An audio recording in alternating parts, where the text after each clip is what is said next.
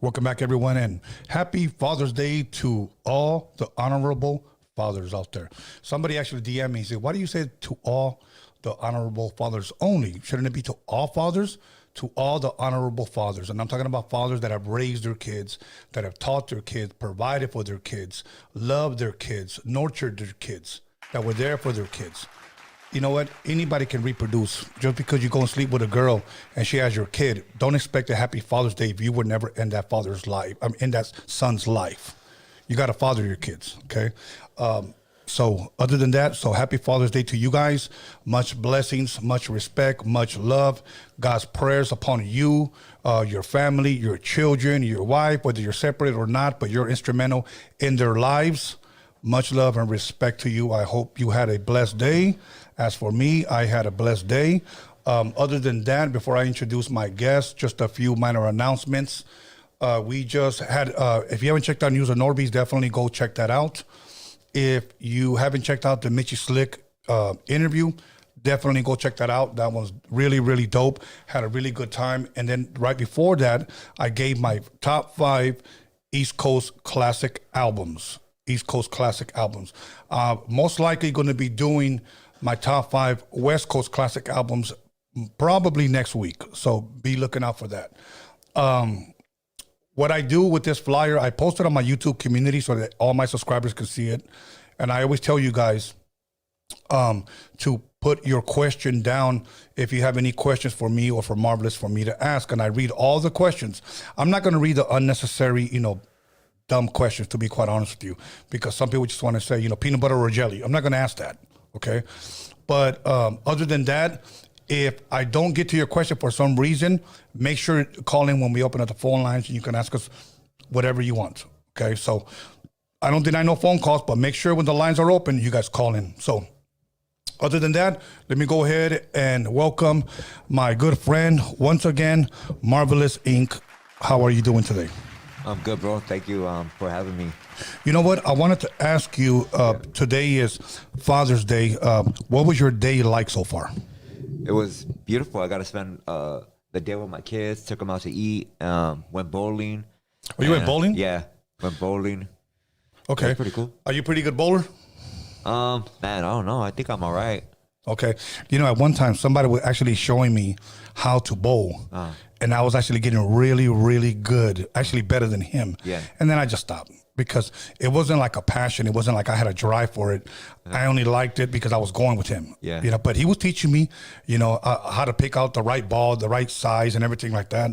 But before, I would just go grab a ball and just throw that shit. How many pounds do you remember using? No, I don't remember because it was like 15 years ago. Yeah. So I haven't done that in a long time. But I know that if I were to go back, I know I would remember. Yeah. But other than that, you get a lot of strikes? I got a couple. Yeah. Okay. I've been trying to practice. You know how you fucking hold the ball and you turn it so it barely hits the corner, it goes in? Yeah. That's just dope. You ever seen that movie Kingpin?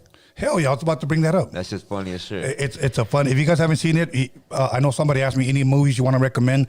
You want to watch a good bowling movie, and it's hilarious. It's kind of like an unknown. It kind of went under the radar. Yeah, it did. But Bill Murray's in it. Woody Harrelson, right? Yes, yeah. Woody Harrelson, and I forgot the what's that other guy's name? Is it Randy Quaid? Fuck, I don't know, bro. Yeah, Randy Quaid. He's he's an Amish guy. Oh, okay. That guy's hilarious. Yeah. That's a big time funny movie. Yeah. But other than that, you know what? I'm glad that the sun has been coming out because out here in LA, bro, it's been gloomy as hell. Yeah. It's ugly. It's been ugly out here. Yeah.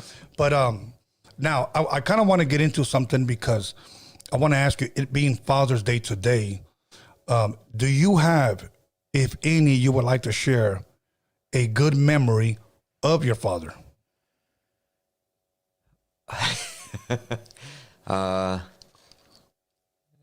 Man, I don't know. I can't think of anything right now, bro. Not to say that they're all bad memories. I mean, I have some good memories, I guess, but nothing that really stands out. I wish growing up older now, I wish I could have. There's a lot of stuff I want to ask them, but I think when we're young, with our pride holds us back, like we have the, I mean, he was in and out of prison, so there was a lot of animosity that I had, I don't know. If you don't mind me asking, because I'm not trying to be intrusive, Nah, go for it. but I want to ask you: do you still have any of the animosity, even still now? No, I don't. I just have a lot of regret of not being able to ask them a lot of stuff that I want, or even tell them. When like even going through addiction, I know a lot of it had to do with addiction and shit, and I didn't know the effect it had on him until he was gone already, and then I started going through my stuff when I was addicted, and man, I wish I could have told him, I love you, I'm here for you, but I had to get a chance. Nobody knows, what other person's going through. They don't know addiction. They think they could just tell somebody, hey, stop, or and that's not the way it works, bro. I know you said that he was in and out of prison. Yeah. Do you have any memories, like maybe of him when he was out, taking you to school, picking you up from school? Oh, never. What about maybe quality time, like him taking you out for a burger, just you and him, anything like that? No. What about like maybe for Christmas, here, mijo, this is for you type of deal? Nah, bro. I had this one, I guess he was trying to get SSI, Social Security, and there's a process you got to go through. And I remember I was about like 14 years old, bro, and I'm creasing on my pants in my room, and he lived in a little trailer outside my room right there, and I was bumping oldies, and he'd always pass by my window and say, hey, what's up, mijo? Or how you doing, mijo? Or, but I remember one time he had just got approved for SSI, and he got all that back pay. So I'm like, oh man, me as a little kid, I'm like, dang, he's gonna, give me something, or, he might buy me something. And I remember I was so pissed off, man. He came to the window and he goes, hey, mijo, he goes, I got something for you. And I'm like, oh man, this is it. He's gonna give me something. And he rolled up some feria and he gave it to me. And I remember I closed the window and I opened it up. I thought it was gonna be like $100 or something. He got a couple of grand, and it was $20. And I was so mad, bro. And not mad, I was hurt. Like, damn, you gave me this. Like, like, wow, how dare you, You shouldn't have gave me nothing, but. Right. Wow. Did he ever share with you how much the total he got? No, I knew it was a couple of grand because I remember my grandparents talking about it, and they were talking about they were going to start charging them rent and all this and that. And, it's just, I don't know, bro. It's just, yeah. I felt some type of way. If there's anything you would want to ask her right now, is there a conversation? What type of conversation would you have with him? Just about his life growing up. I think I have questions about him, like, the things that he did talk to. I mean, I guess I owe him a lot. He talked to me about prison. All our conversations about gangs, politics, like stuff like that. He knew what I was getting myself involved in. At that time in the early 90s, it was rock and roll. So he put me up on a lot of game with the barrio stuff, and so that helped me out a lot through my life. Do you think he would look at you proudly right now, as far as you being in your children's lives? Oh yeah, I think yeah, he would, most definitely. Okay. Yeah. With me, it's a little different because, okay, I'll give an example.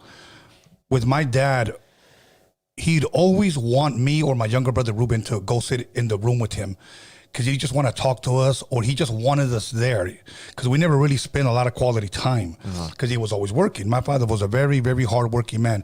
If there's anything that he taught me was getting up early, and even though he was a borracho, and even though he was a drunk for many, many years, like the majority, I'll say about 10 years right before he passed, he didn't drink anymore. He actually woke up, okay? But for years, he just drank and drank and drank. Now, my mother said that he never drank before. It was when she had her third child, which is one of my older brothers.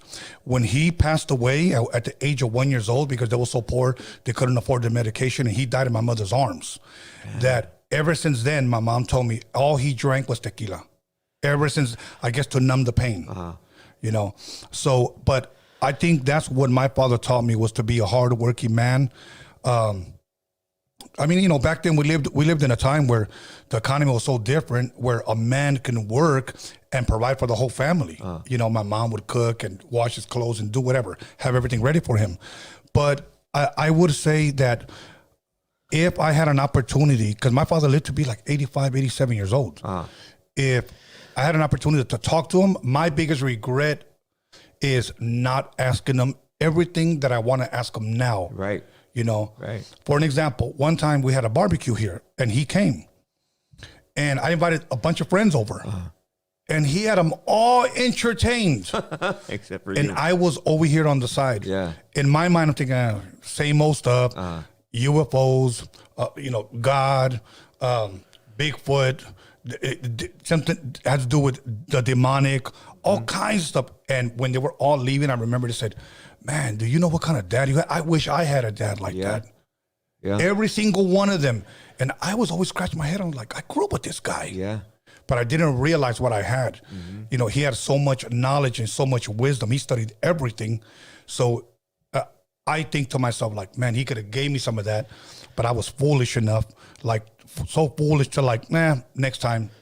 And that next time never came around. Yeah. So with that, I want to say to the people that are watching, if your father's still alive, and maybe you're not on good terms, I don't know what the situation is, and I know it's easier said than done, but talk to them. Yeah. Si se puede, if you can, talk to them, because there's something that you can learn. Yeah. I know, see, my mother told me why he drank, but I wish I could have asked him, and maybe he could have told me something else. But my daughter learned something while he was in the hospital when he was in his last days, and she asked him, "How did you meet Abuelita?" Which is my mother. Yeah. And he said, "Well, she used to live down the street or whatnot. And I used to always see her all the time, and but I won her heart because I used to sing to her." Wow. Yeah, and he said that back then, here's what meant that you guys were going around, like you guys are boyfriend and girlfriend, just holding hands, nothing else, just holding hands. That's how people knew. But I wish, like I said, since it's Father's Day, I wanted to bring that up. Now, let me ask you this: if somebody were to ask you, what's your best definition, or if you could define a good father, what would be the best definition of a father you can give? I think a lot of kids, they feel some type of way when you discipline them, and I don't mean just spanking them. Yeah. I mean like literally giving them just disciplining them. That's love. You want to look out for them. If you didn't discipline them, that means you don't care, bro. It's true. If you give them a show, I hear a lot of parents or whatever, or their so-called parents, and their kids are asking them questions about their homework, and they're like, "Oh, well, go look it up or go Google it." Like, why don't you sit there with them and Google it? Why don't you both look up the answer? A lot of parents give their kids a short answer, man. And I know my kids don't like when I go into this long ass explanation of what I'm trying to convey to them. But, later on in life, they appreciate it because I get messages now, "Hey, thanks, Dad. You showed me this and that." Like, I didn't just give them the short answer. Not that I'm the best dad. I'm not, but I try to go into like depth with how that bum became the way he is, or whatever, or why I went through circumstances, because I didn't listen, but yeah, I think that's a good father, cooking for them, showing them how to cook, just being there for them, bro. Like, you call them. I tell my kids, family isn't your cousins, your uncles, or whatever. That's not familia. Familia is a person checking up on you every day, calling you to make, "Hey, how was your day, homie?" Or mijo, like, you want to have lunch this weekend, or you want to hang out, let me know if you need a ride. I got you, or if you're trying to get a car, let me know what you're looking at, and I'll try to help you with half, like any stuff like that, Right. making sure they eat, making sure, prayer is a big thing. I tell my kids, before you go to bed, pray. When you wake up, the first thing you should do is thank God. Absolutely. Yeah, we take a lot of shit for granted, Imagine you weren't here. Imagine it was your last day, bro, and you're gonna regret not kicking it with your daughter, or like, man, those last moments you could have.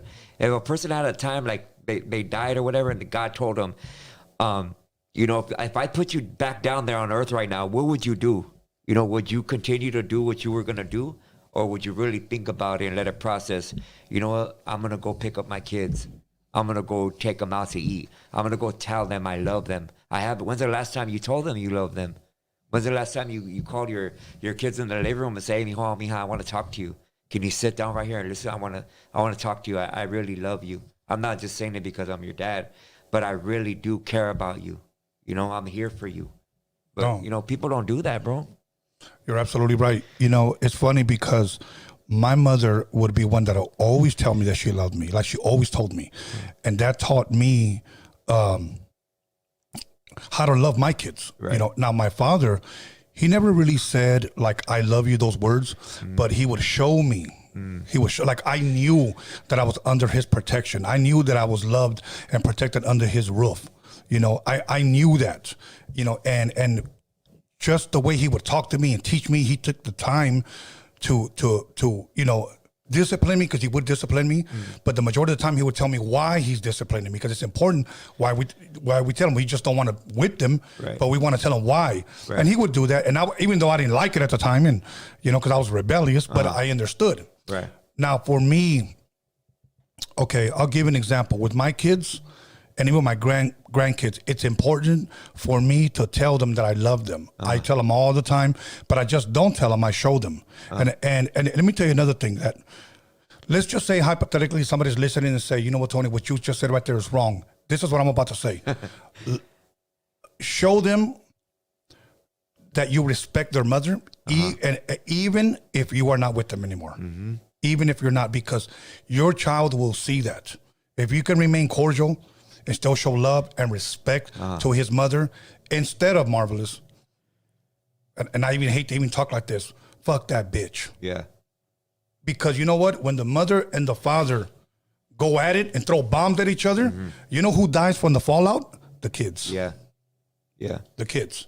You know, because we, instead of saying, you know what, I'm going to do this, I'm going to swallow my pride, and I'm not going to say it because my son or my daughter or whatever is watching. So I'm not, you know, like for an example, I yelled at my daughter not too long ago because she came home late when she told me she was going to come home at a certain time, and I'm watching the grandbabies. Yeah. I love my grandbabies and I'll do anything for them. But when she got home, I yelled at her. I said, okay, it's about time. You know, the babies are right here. They're hungry, blah, blah, blah. The next day, my grandbabies didn't want to talk to me. Why did you yell at mom? Wow. But that's all they saw. Yeah. So I had to explain to them, even as young boys, you know, why I did that, you know. But I believe a good father provides for his family, protects his family, and most important, prays for his family. And that's what's been put upon our shoulders. Once again, I call it the 3 Ps: to provide, to protect, and to pray. You know, for their family. Yeah. So to me, that's what a good father is. Now, if maybe you don't have a father like that growing up, I understand. We all have different types of fathers, and a lot of people have animosity or grudges towards their fathers, and their fathers are gone. You know what? We need to learn to let go, because we can't carry baggage with us. Right. So, other than that, right now, Marvelous, a quick example, like your little boy. Okay, I don't know, you're really, really close to him. What is one thing that you want your children to remember you as? For an example, somebody asked them, how was your father? What was he like? What do you remember? What's one thing you would want to, what do you want them to come out of their mouth about you?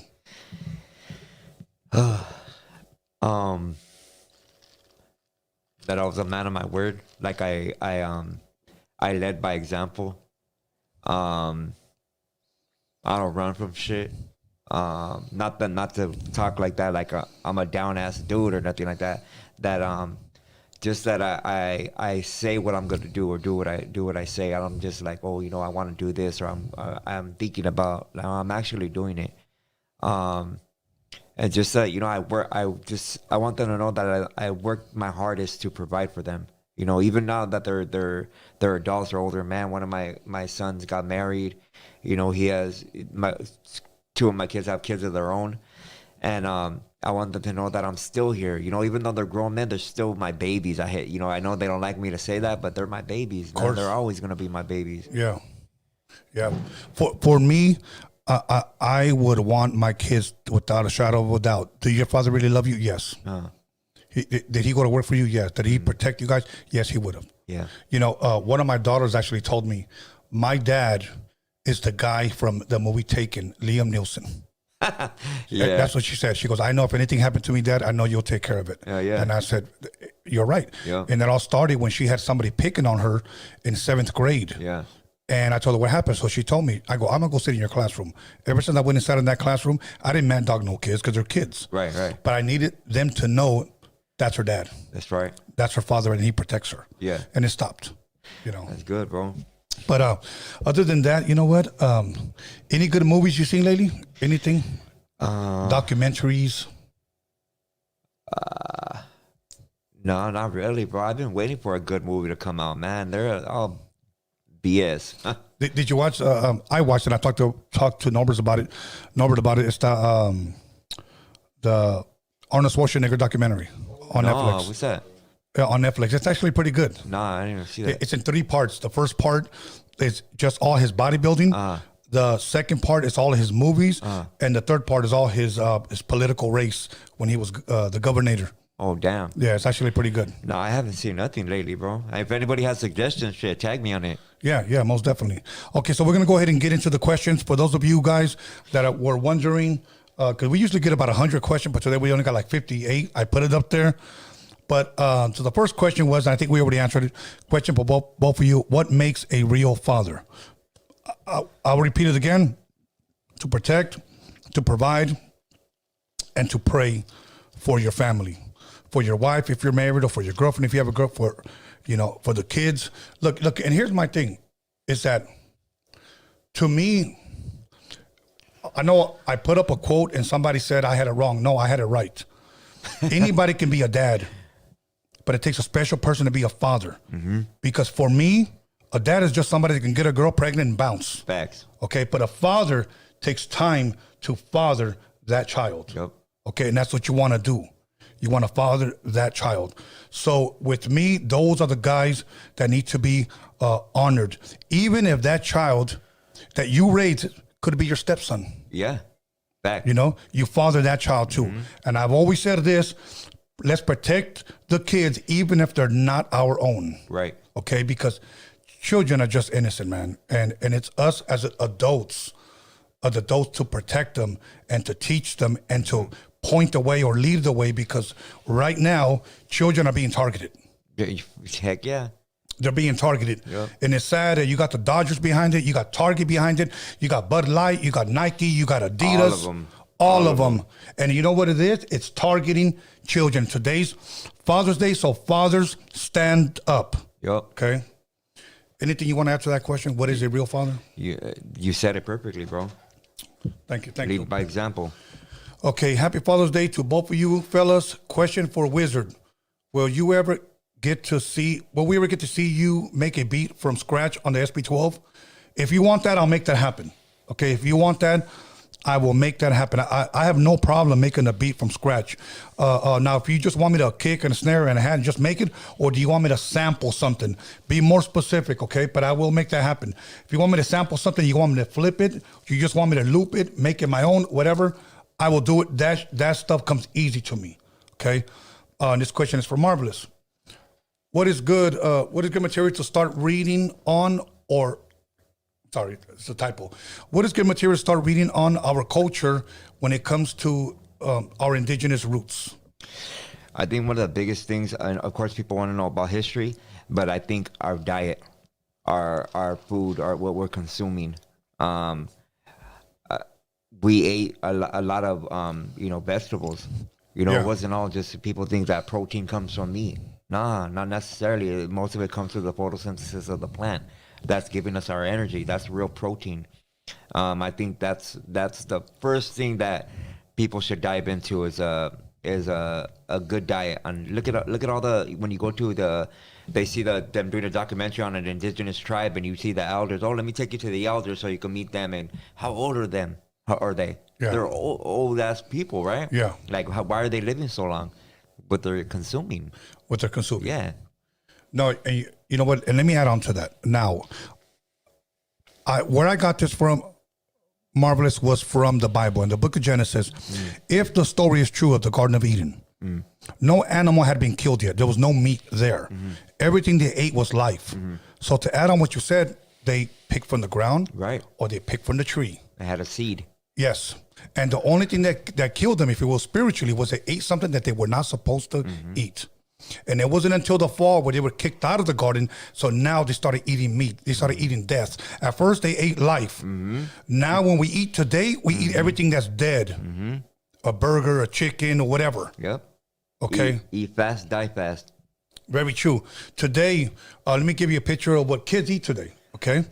Some kids, because I live right across the street from a school, kids walk to school with a big can of Monster. Okay. Yeah. Hot Cheetos. Hot Cheetos. Then they eat unhealthy school lunch. For real. Okay. Then after school, they have any money, they go to McDonald's. Yeah. Old ass chicken nuggets. Or Taco Bell. Yeah, exactly, Norbert. Anyways, then they go home and their parents might make them a box of mac and cheese or a cup of noodles, and then they go to sleep. Pocket. Yeah, a Hot Pocket. Microwave. And what did they have healthy all day? Nothing. Nothing. You know what? Next time, I'm going to be real with you. After your son and daughter use the restroom, I'm not trying to be a grosero, but go look, see if they left any damn skid marks in that toilet. You know why? Because if they did, they're dehydrated. And you as a parent need to watch what your kids intake. You know, don't give them money for a damn Monster. You know, so that's what's killing them. Okay, so hopefully we answer that. Okay, and then, hey, Tony, happy Father's Day to you both. Much love from East Los. Vida Maravilla. Okay. That one, okay, let's see. Can you ask Marvelous if he's... Go for it, Tony. Can you ask Marvelous if he's still... I don't even want to mention this person's name, but I'll say it. Can you ask Marvelous if he's still in good terms with Mega Man? That's probably him asking. I'm sure it is, bro. I'm sure it is. Anyways, let's go to the next one. Let's go.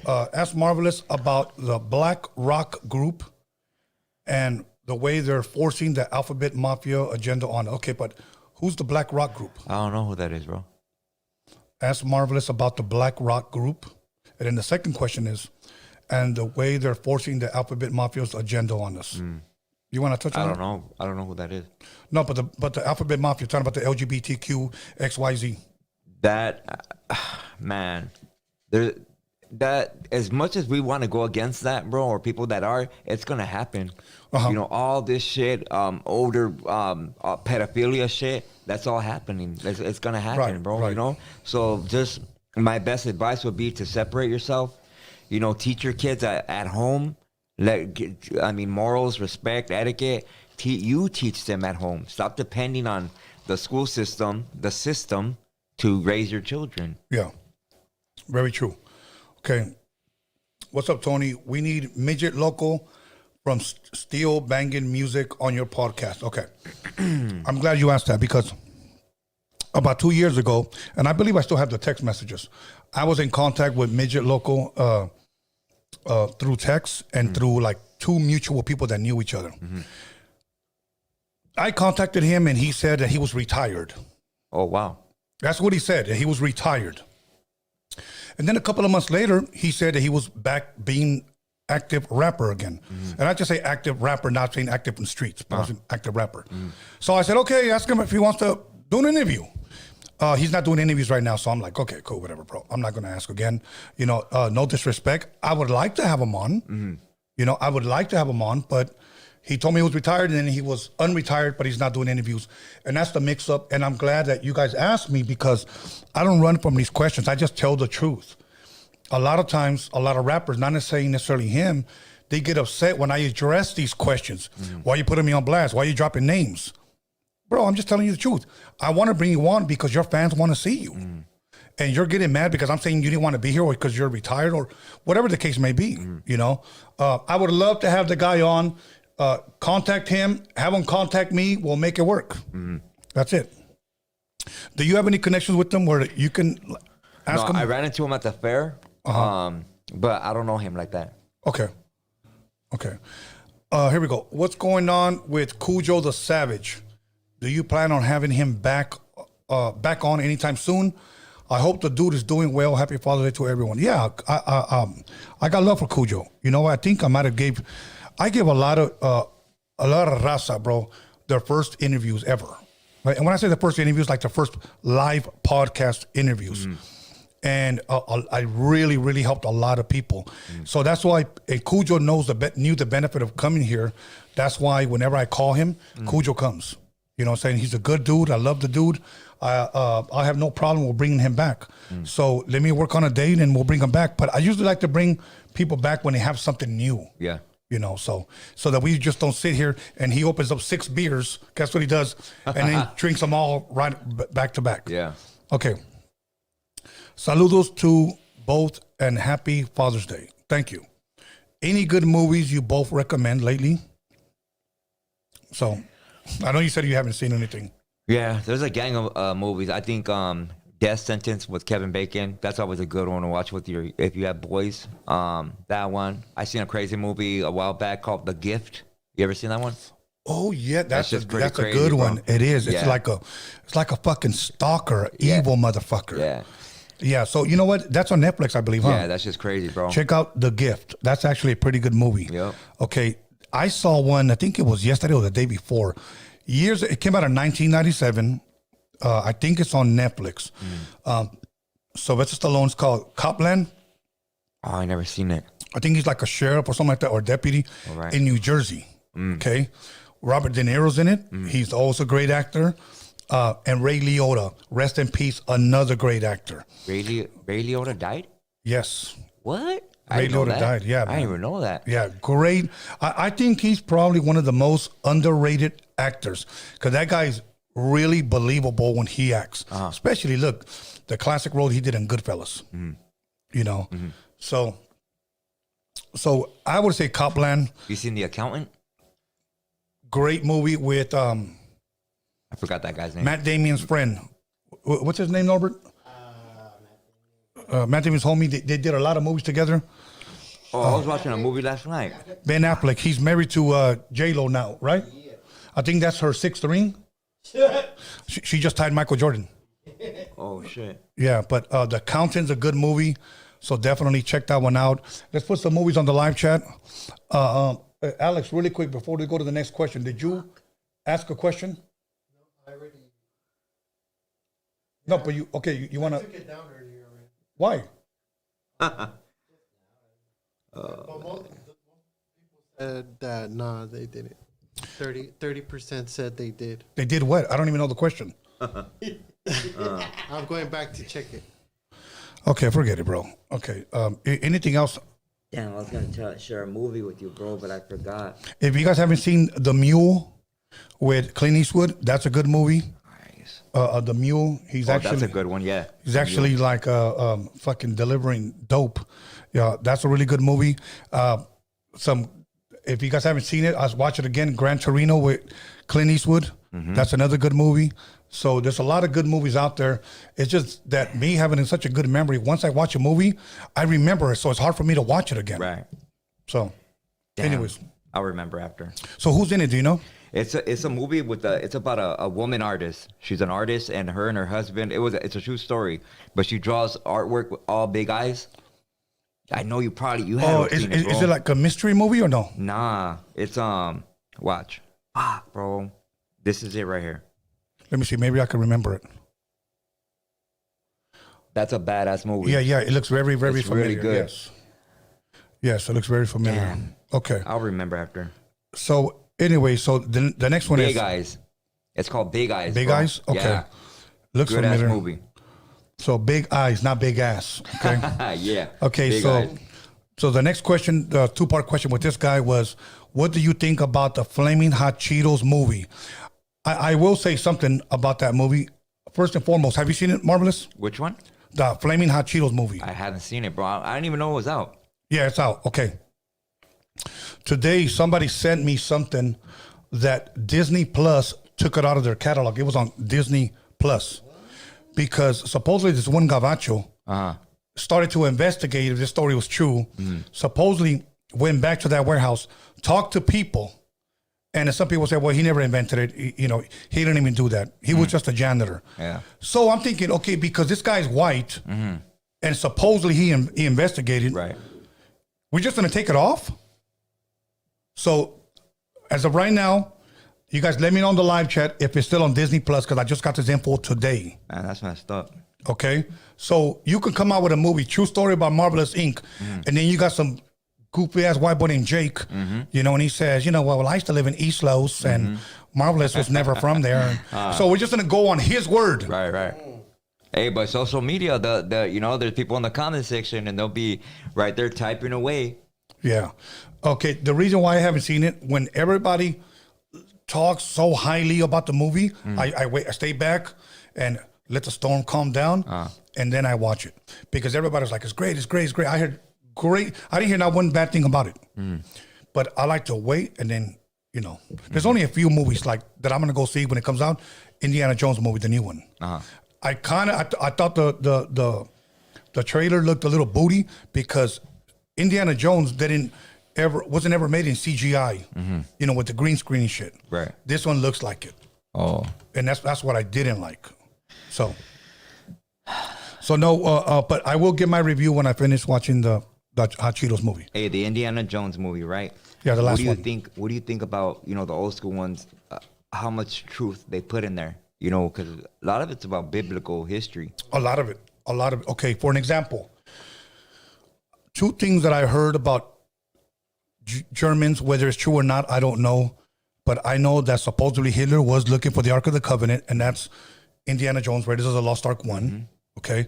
Now, what's his name? Steven Spielberg said that because in the Bible, it actually gives the exact diagrams of everything, of what's the size and how to build, how much gold, how much wood, to build the Ark of the Covenant, which contained three things. The broken 10 Commandment tablets, a bowl of manna of bread that fell from heaven, and Aaron's staff or Aaron's rod is in there.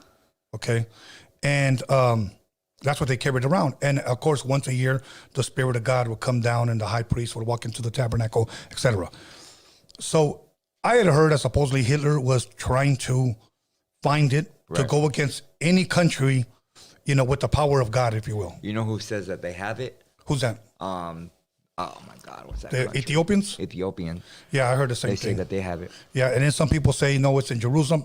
No, it's underneath the Temple Mount. And then there's people that say, no, there was replicas made, so we don't know which one, who has it. So I don't know, bro. So you know who carried the Ark of the Covenant? Okay. I could tell you what tribe. Who? Okay. Because the only people that can be priests were from the tribe of Levi. Yes. Right. Yes. So who carried the Ark of the Covenant? This is literally it's in books too. I think I'm not sure, but Cortez's diary. All those statements are made. I don't know if it's his diary, but I know it's a priest, a Jesuit priest. Okay. And the Mexica carried it. Okay.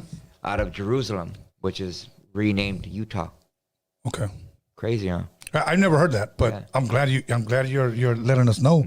But so Raiders of the Lost Ark was literally based on the Ark of the Covenant. Okay. I thought the replica they made looked beautiful and looked amazing. Okay. I love those movies. Some of my all-time favorite movies. The second one was Temple of Doom. That was a little bit more darker. It was about those stones. Okay. And I hear that those stones are actually real. Yeah. I don't know how true that is. I've never looked. Skulls you're talking about? No, that's the fourth one. Oh, okay. The third one is the Holy Grail. Okay. Okay. When they go, you drink from the cup of Christ or whatever, and you live forever. Right. Okay. Again, that's another one that they were saying that Germans were supposedly looking for eternal life. But that raises up an interesting question. So I'm going to ask you, Marvelous, would you want to live forever? Just me by myself, or people? No. Just think about how many people before you answer. Or me? Yes, for you. But just think about how many people you're going to have to bury. Right. If you live forever. Right. I wouldn't. It sounds good. Sounds good. But that's a lot of people that you're going to grow to love, man. That's a lot of hurt, pain. That you're going to live forever. Yeah. Yeah. So I know a lot of people say, I want to live forever. I want to live forever. Yeah. You don't, bro. You don't. 100 years from now, the way the world's going to be, you're going to be sitting there wishing you would have died. Even the way it is now, man. You're absolutely right. Okay. I guess another question for that. I saw this, I believe it was on Instagram. Somebody walked up to someone and asked them, if I gave you $10 million right now, would you take it? Now, let me ask you this, Marvelous, and it's straight legit. Yeah. If somebody walked up to you and said, I want to give you $10 million, grabs the bag and you take it, would you take it? Just for no reason. Just for no reason. He wants to bless you. But he's also going to warn you about something. You take the $10 million today, this morning, but tomorrow you don't wake up. Oh, hell no. And then he tells you, so that tells me that you believe that your life is worth more than this money. Oh, right. Everybody's life is priceless, bro. It's priceless. You can't put a money amount on it. I know. No, you're absolutely right. But there are people that will probably sell their freaking soul. A gang. Yep. You know, so, all right. So, but I'm glad we brought that up about the movies. Indiana Jones, again, another movie. If you guys want to watch, go ahead and watch. Dope movies. Okay, both of your thoughts on Robert Kennedy Jr., if you have any. What is it pertaining to? I have no idea. I don't know either. I know one of the Kennedys, I don't know if it was like a nephew or something, was just on Joe Rogan. And he was talking about, I guess, his uncle JFK. So I don't know if that's who he is talking about. Yeah, I don't know how to answer that, bro. My bad. Okay. I feel like I'm talking too much, Marvelous, so you got to chime in good, here, bro. homie. Go for it. Go for it. I know that, but I want to hear you talk too. Yeah. So, okay. Question for you. Ask Marvelous, what's his thoughts on toxic parents? Okay, let's just get it to two-part question. What's his thoughts on toxic parents? They shouldn't be parents, bro. You know, I think, and being honest, I was a toxic parent. You know, I was the person to say, you know, diss my baby's mom. You know, not like to the point where I'm telling my kids all kinds of fucking bullshit and just bad mouthing all the time, but I was a toxic parent. I think acknowledging it now is to tell them, look at what was your mom doing for you? Like, what is she doing? Like, where are you going to be at over there? Like, you're not, you know, I shouldn't do that. Or I shouldn't have done that, you know, back in the day. You know, now I see things different, and you know, I don't badmouth my baby's moms no more. Like I you know, they've been through a lot. My heart goes out to them. Just recently I had a talk with my daughter, and you know, I told her, you know, I really hope you know, your mother finds love. Like, I hope she finds a guy like that, you know. When I met her, like, I mean, there was a reason why I pursued this woman, because she was beautiful, like, you know. Inside and out. Yeah, inside and out, you know. But later on, you know, all that hurt and pain, a lot of shit comes out of us, you know, especially words, and you can't take these words back, you know. They're very hurtful. And I said a lot of shit. You know, my baby's mom has said a lot of disrespectful things. And as you get older, you learn to, like, not to do that. You know, life is precious, you know. We all go through things, and we're still learning, you know. So you know, my respect goes out to my baby's moms. You know, I hope you know, they find love. I respect them as women now, and you know, I wouldn't want them to miss out on my children. You know, I want my children to respect them as well. You know. Right. You know, as far as, like, I've never been involved, honestly, with a toxic woman. So it's very hard for me to elaborate on that, because, and not to bring, because I don't even consider this person a person, but the one person that I got into it with, I've never met such a toxic person like that. I didn't even know that these people even existed, you know, and just, to me, it's just fucking pure evil, bro. And you know, there's a scripture that says, out of the abundance of the heart, the mouth speaks. So whatever's in here, it's going to come out of here. Okay. Once I started hearing this person speak and what this person was all about, to me, that was a definition of not only evil, but very, very toxic. Okay. And everybody that I know that's had some type of experience with this person have all said the same thing. So I always say, if you have the same problem with everyone, guess what? You are the problem. You are the problem. So now, me never being in a relationship with somebody like that, or ever being like that myself, I know what other people have told me about relationships. Again, My girl slashed my tires. My girl put my room on fire. My girl threw my computer in water. You know, my girl's always hurting me. My girl's fucking my friends. Damn. Okay. Cold-blooded. All of these stories. And I'm thinking to myself, you know, I guess that's toxic. I guess I would have to say that that's toxic. You know, and it goes both ways because I met girls that have said the same thing. He, you know, my husband fucked my sister. You know, and I'm like, what the fuck? So when they go back and forth, I think to myself, I want to go back to the very beginning. How in the hell did you guys meet? Yeah. You know? Yeah. And then this one guy had the nerve to tell me in front of her, well, I met her on Hollywood Boulevard and I fucked her the same night. And I'm like, oh, there you go. A lot of people are shallow, bro. You know, they go for the looks, you know?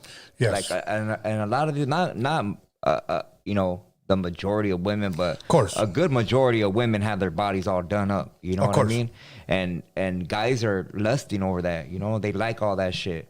And when a woman opens her mouth, she could be beautiful as fuck. You know, but when she opens up her mouth and all the shit that comes out of it, like talking about who's busted, who's pregnant, who got in a fight with who, gossiping about this, cheesing about that, like, damn, get the fuck out of here. Okay, look at, and I'm glad you brought that up, because there are guys that are like flies on shit when they hear that. They're like, oh my God, she turns me fucking on. You know, I mean, the bitch could look like Gremlin, you know, but dudes were like, because she's about it. Oh my God, she's fine. No, she's not, bro. You have just been accustomed to falling for toxic women. Yeah. And there's a lot of men out there that are probably watching, or not even watching, but just out there. They like being used. There are some men that like being used, talked about, because the same guy who told me all these problems always runs back to the same girl. Why is that? I don't know. They need some counseling, man. They do. For real. They do. You know, so, but you're absolutely right. So I can go on and on, but that was a good question. I'm glad. What is toxic parents? I can't say enough about that. Okay, and how to spot narcissists from a mile away? How do we spot a narcissist? The blame game. With the minute you start talking about, I was in a situation like that. You know, you want to communicate. You know, a big part of communication is listening. You know, people don't want to put in their 2 cents and listen to me. Yes. But if you sit down with your girl or your guy and you start to express yourself, you know what, I want to have a serious conversation with you. This is what I feel disrespected by. You know, can you please work on this? If there's anything that I'm doing wrong, let me know. You know, even if we have to write it down, you know, let's do that. But if you start to express your feelings and that person ends up starting the conversation off and it ends up being about their feelings, leave it. Leave it. It's always going to be about them. They don't care about your feelings. They don't respect you enough as a man or as their man or woman, if you know, vice versa. But you know, they don't respect you enough, bro. They just want to talk about them and what you did to them, or that's all it is. Yeah, that's all it is. There's no goal in the conversation. A person that says, well, we need to talk, I'm gonna go to your house, and you don't end up talking about shit. You end up hearing about all their shit that they're talking about. They have no goal. They just set no goal for the conversation. They don't know what they want still. You know, you guys end up fucking making up, boning down, and the next morning it's the same garbage over again. You know, and you repeat the process till, you know, one of you kills each other. Like, get out of that, bro. Like, leave it alone. No, you're absolutely right. You know, there's some videos going around right now where their boyfriends are catching, or husbands are catching their wives cheating in the act. Yeah. And the girl turns it around on him, starts crying, starts throwing a fit and saying, it's because of you. Yeah, exactly. It's because of you. You seen that one of that lady that she messed with all kinds of dudes, and he's confronting her in a motel? No, I and didn't see that. He goes, oh, so you went and you messed around with this dude? She goes, yeah, I fucked him because I was mad at me. What? What? I was mad at me? Yeah, she said that she was mad at herself, so she went and did it. Like, what are you talking about? That sounds like this one female that told me, I go, you know what, you really pissed me off. I said, that was wrong of you. And you know how she defended that? Instead of just saying, you're right, I fucked up. Man, I'm mad at myself. Damn. That's what they said. I'm mad at myself. Okay, now, let me tell you how to spot out, at least for me. because I've only had one experience, how to spot out a female narcissist. A female narcissist. The blame game, like what you just said. The blame game. It's always you, never them. They'll never own up to it. And they always have a sad story how to reel people in. It's like throwing it out there. A ver cuál pendejo I'm going to catch. Okay? Let me throw it back out there. Oh, shit. 2 pendejos. Okay? I was lied to. He cheated on me. Yep. He beat me. And there's guys, my bad, Tony. No, go for it. But there's guys in the fucking comment section. They're like, oh, yeah, you know, I'll treat you better. Like, I know some girls, bro. I know, and not even to bring it up, but an ex. Toxic. The worst narcissist ever. Not to put her down like that. But nobody knows how this girl is, you know? And she posts up videos of just like a selfie, and all these guys are going in like, man, if you really knew how this girl is on vacation, has a whole son at home, never took him on a vacation, spends no time with him. Yeah. Like, none of that. Like, it's sad, you know? You know, and those females, not one guy is ever going to be able to hold them down. Not one guy. You know, those females are not made for one guy. They're for everyone. And I've been lied to. I've been beat. I've been threatened. Okay? And then you wonder why. Here's another red flag. When a female tells you that all her haters are dudes. And I wonder why. I remember this one female, well, she's not even a female to me. She showed me a screenshot where a guy said, I'll put a bullet through your fucking head. Okay? And I said, why would he say that? This person just thought that I would be like, oh my God, who is that? Let me know. Let me know. Yeah. Because I'm not a pendejo. Okay? Why would he say that? Oh, because he just wants me dead. No. Why did he say? Because I didn't want to give it up. Okay, let me walk you through this. So-and-so, I want to get with you. No, I'm going to put a bullet through your head. It doesn't even go. It's the wrong context. It doesn't even fit. Why did you scribble out what you told him? Yeah. Boy, that's all I wanted you to read. Yeah. That's a big fucking red flag. Yeah. Okay? Big red flag. If any female has any sad story that they want to tell you and it's always somebody else, walk away. What do you think about this statement? I don't have any girls. All my friends are guys. Bullshit. They're all hitting. They're all hitting. Okay? Or when she tells you, no way, me and Marv, we're just friends. We're like best friends. Yeah. But I'm your girl. Well, what are you doing tonight? I'm going to the movies with Marv. Well, why are you going to go to the movies with him? That's my best friend. Tell him I said, okay. Crazy. All bad. Yeah, it's all bad. It's all bad. So that's how, at least that's how I would. But you know what, really quick, I want you to touch on this because it says, ask Marvelous what his thoughts on toxic parents.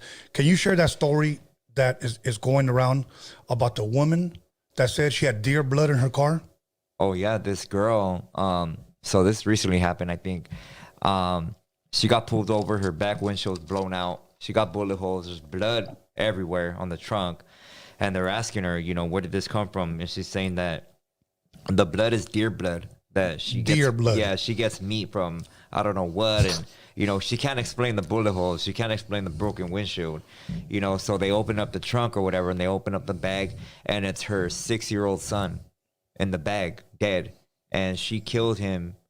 This is allegedly because the dad was filing for full custody.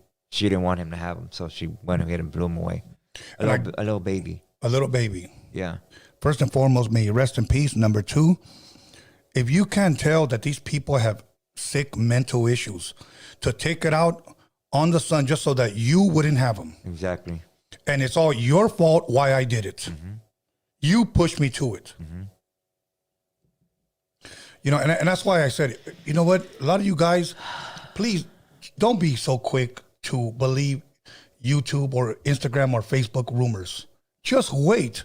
Because I like the part that you said, Marv, that you said, all the guys are in the comments, mija, I got you, mija this, mija that. You know, you're typing with one hand and jerking off with the other. That's what you're doing. Okay? Damn. Okay, let me see. What's up, guys? What's your thoughts on what's going on with the family that are saying they saw 8 to 10 foot beans in their backyard after seen? Do you think it's legit, or just some type of smoke screen type of thing? Okay, so this is a Las Vegas family. I guess the police with the body cam saw something falling from the sky. Family went out back and supposedly videotaped so-called aliens that never appeared. But they saw, according to them, 8 foot to 10 foot tall aliens. You hear about that, and what are your thoughts on it? So you answered it already? I'm sorry, was Did it? you answer it already? No, I'm not going to answer it. Oh, okay. Man, bro, everybody knows what I think about the alien shit. Of course. Space is water. The aliens, the original ones, are the fallen angels. Right. So I don't believe in the alien shit at all. Of course. What I do believe in is, or know that is part of Project Bluebeam. Whether something did fall from the sky, it is possible. But the aircraft that is falling, unidentified flying object, are military aircraft if something did fall. So, I mean, I know they're pushing that narrative hard, and I know there's going to be way more than that happening. So, I mean, like I tell people, get ready for that fake-ass alien invasion, homie. It's going to look just like an Independence Day. And me and you have talked about that, bro, how I believe we are going to have some type of visitation, but it's going to be our own government. It's going to be our own people that have staged that. Fact. And it's just to scare people. It's a scare tactic to make them believe. I personally believe, Marvelous, that it's something to drive people away from their beliefs and possibly God. Yeah. Okay, because there are people that believe in the scriptures. Whether you're a Muslim, whether you're a Christian, or whether you believe in the Quran, you believe in the Bible, you believe that either Allah or God made you. Okay, put us here. If they can derail that and have you believing in something else, now they can control you. As it is, some people are already being manipulated and being controlled. Right. Now, this family claimed that they went outside and they saw these aliens. Okay, first and foremost, I'm gonna be real with you. If I saw 8 to 10 feet aliens in my backyard, I'm not going outside, bro. I'm not. And then these guys went out there with their phones, and then they finally released the video. And guess what? I saw no aliens. You know, I saw better aliens in that movie Signs. I asked I asked a gang of homies. I'm like, hey, what would you do, homie? Like, if you seen these fucking aliens and it was real, like you seen them, every single one of the homies said I would blast at them. I would have shot at them. You know, that's what they said. Hey, So- can I interject with Hell that? nah. Go ahead. Okay, Go ahead, bro. I was researching it because I was interested about it, you know, and they said that the kid swears to God that it happened, but like I watched the footage and it's pretty good quality, and there's nothing in the backyard, bro. Like there's nothing. I think they said that, like, you could see the fucking eyes or whatever. Like, I didn't see nothing either, bro. You know, like, It was that video was a very low quality video, and it was just a residue on the. every video, homie. Every video you always see, it's always fucking grainy. They're Bad always quality. like shit. Like, come on, homie. Like, you can't. I don't know. We have these good ass phone cameras. Okay, Yeah. if anybody wants to record a fight, Uh, don't record it like this. yeah. Don't do that. And then post it up. I got it. Yeah. You didn't get shit. Yeah. Okay? Take your time. It doesn't hurt to be like this. Ooh, left, right. Ooh, damn, you got dropped. All right, cool. Let me post this up. Cool, whatever. But it's always some fat torta fucking, you know, anyways. But yeah, now, as far as alien thing, bro, like we have such high quality cameras that, you know, is that an alien? No, it's not. You know, I didn't see no aliens, bro. They were saying that because there was like a crop circle thing in the middle, but there was a guy that was able to go back and check a year before, and that circle was there. The only reason that circle is there is because there's trailers that turn around right there, and that's the little piece where the tires spin. I mean, yeah, we would probably blast, you know, but my whole thing is this, that I don't believe in the aliens. And like, again, your no proof is proof that there's aliens. You know, you know what I'm saying? That sounds familiar. You know, it's like, there's alien, where? You know, so anyways, okay, let's go to the next one. Okay, but if you guys want to watch a good alien movie, watch Signs. I like that movie. Yeah, that's a good one. Okay, let me see. So 10 foot. Do you think it's legit or some type of smoke screen type of thing? I just think I think it's fake. I'm not saying that those people are lying. I think that they probably saw something, Right. and they were scared, Yeah. and they recorded it, released it, and plus, let's just say hypothetically that there was aliens. Right. And two were just chilling in the backyard. Yeah. And they recorded them. The government's not going to allow them to release that, bro. But yeah. So, It's gonna get removed, taken down, all that. yeah. They'll take the whole house for evidence, whatever. I know for a fact the narrative that they're trying to push Yes. is to push the New World Order, or what's considered the New Yes. World Order, for the new laws for all the nations to supposedly band together and go against this alien invasion, whatever the fuck. Yeah. Oh, well. Martial law, lockdown. Lockdown, I see that happening too. And Yep. I've had dreams about that too, about lockdown, so No Taco Bell for Norbies. no talking. Yeah, exactly. He's going to have to break in. They're going to say they saw one fat alien in the Taco Bell at night. Hey, And the only thing that's going to be glowing through the infrared is the Diablo sauce. That's how they're going to know it's him. that's Norby's word. Hey. Okay, here we go. Question for Tony. Have you ever thought about getting Chris Perez, Selena's husband, on the show? All I'm going to say is this, okay? You're going to be surprised soon. All right, question for Marvelous. I've heard people, including yourself, say we need our land back. What does that mean exactly? That means that this land was promised to us, no matter how much people want to say, call this the United States, cool, whatever. This land is Mexica land. It's a blessed, promised land. So to have our land back is literally, it's a mental mindset. You guys believe in a border because the United States government tells you that that's a border that separates two different nationalities or whatever. That's not true. The people on that side of the border are the same as us. It's the same instance as a whole, not to talk about politics or another, but Northerners and Southerners. The people that came up with that narrative on the separation of these two called gangs or whatever, that's a system that did that, not us. We know that those are our people. They're the same ethnicity as us. They come from the same land as us. There's no separation. They're the other side of the coin. There are people. Point Right. blank. Okay, you know what? Okay, talking about land, let me just extend this a little bit. Do you ever think, and let's be honest, because there's a lot of people that, and we've talked about it here before, and what little I know of it is what you shared with me and what little I might have Googled and saw. Yeah. That Dodger Stadium took people's lands. Right. Okay. And you believe that that's true. They stole that land, right? Oh, definitely. Okay. But now I have to ask you, because Dodgers being such $1 million corporation, do you really think they're going to give it back? No. Okay. No, right? Nope. The Dodgers wouldn't budge for that, but they'll budge for the sisters of, Exactly. Yeah. It's an agenda, bro. yeah. Literally, for people like people can go on any podcast and we could talk about this till we're fucking blue in the face. Of course. But it takes one ant to act on it. Like with police brutality, everybody is fucking like this. I know. Everybody's like, who in the fuck is gonna? Today on the way over here, I was taking my daughter home. And there was a little old senora lady, little old, and she's trying to walk out the street. And there's people walking past her, and she's stuck in the middle of the street, bro. And it's a green light. There's cars coming. She's stuck, Yeah. And I'm not, I'm not trying to put nothing on myself, but I pulled over, and I'm telling her, look at me, huh? Everybody's walking. Nobody's fucking helping her. And I told her, get out the car and stand right there. Make sure you're cool.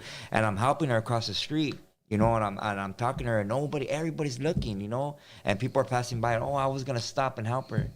Like, I stopped, homie, in the middle of the street, help her, homie. Like, everybody's doing this, and nobody's like, if you see police brutality, help the homie out that's getting fucking choked out on the floor. I got something I want to say on that. But, okay, first and foremost, the Dodgers don't budge on the people wanting their land back. But once again, they'll budge for the Sisters of Perpetual Indulgement, whatever the fuck that means. Yeah. Okay. In other words, dudes that wants to dress like nuns. Yeah. That's it.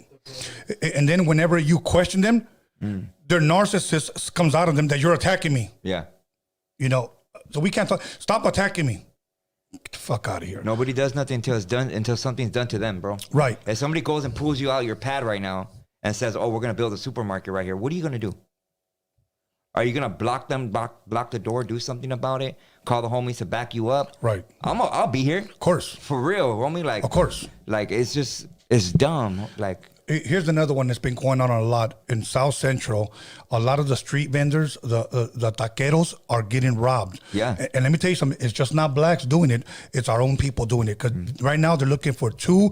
They said Latinos, two Hispanic males, and they were able to get somebody to get pictures of them. But here's my thing. Okay. Let's talk about the ones where they're just dropping the fucking cebolla, they're dropping the rábanos, the limones, and then he fucking dropped the whole fucking grill, and then there's somebody right there. yeah.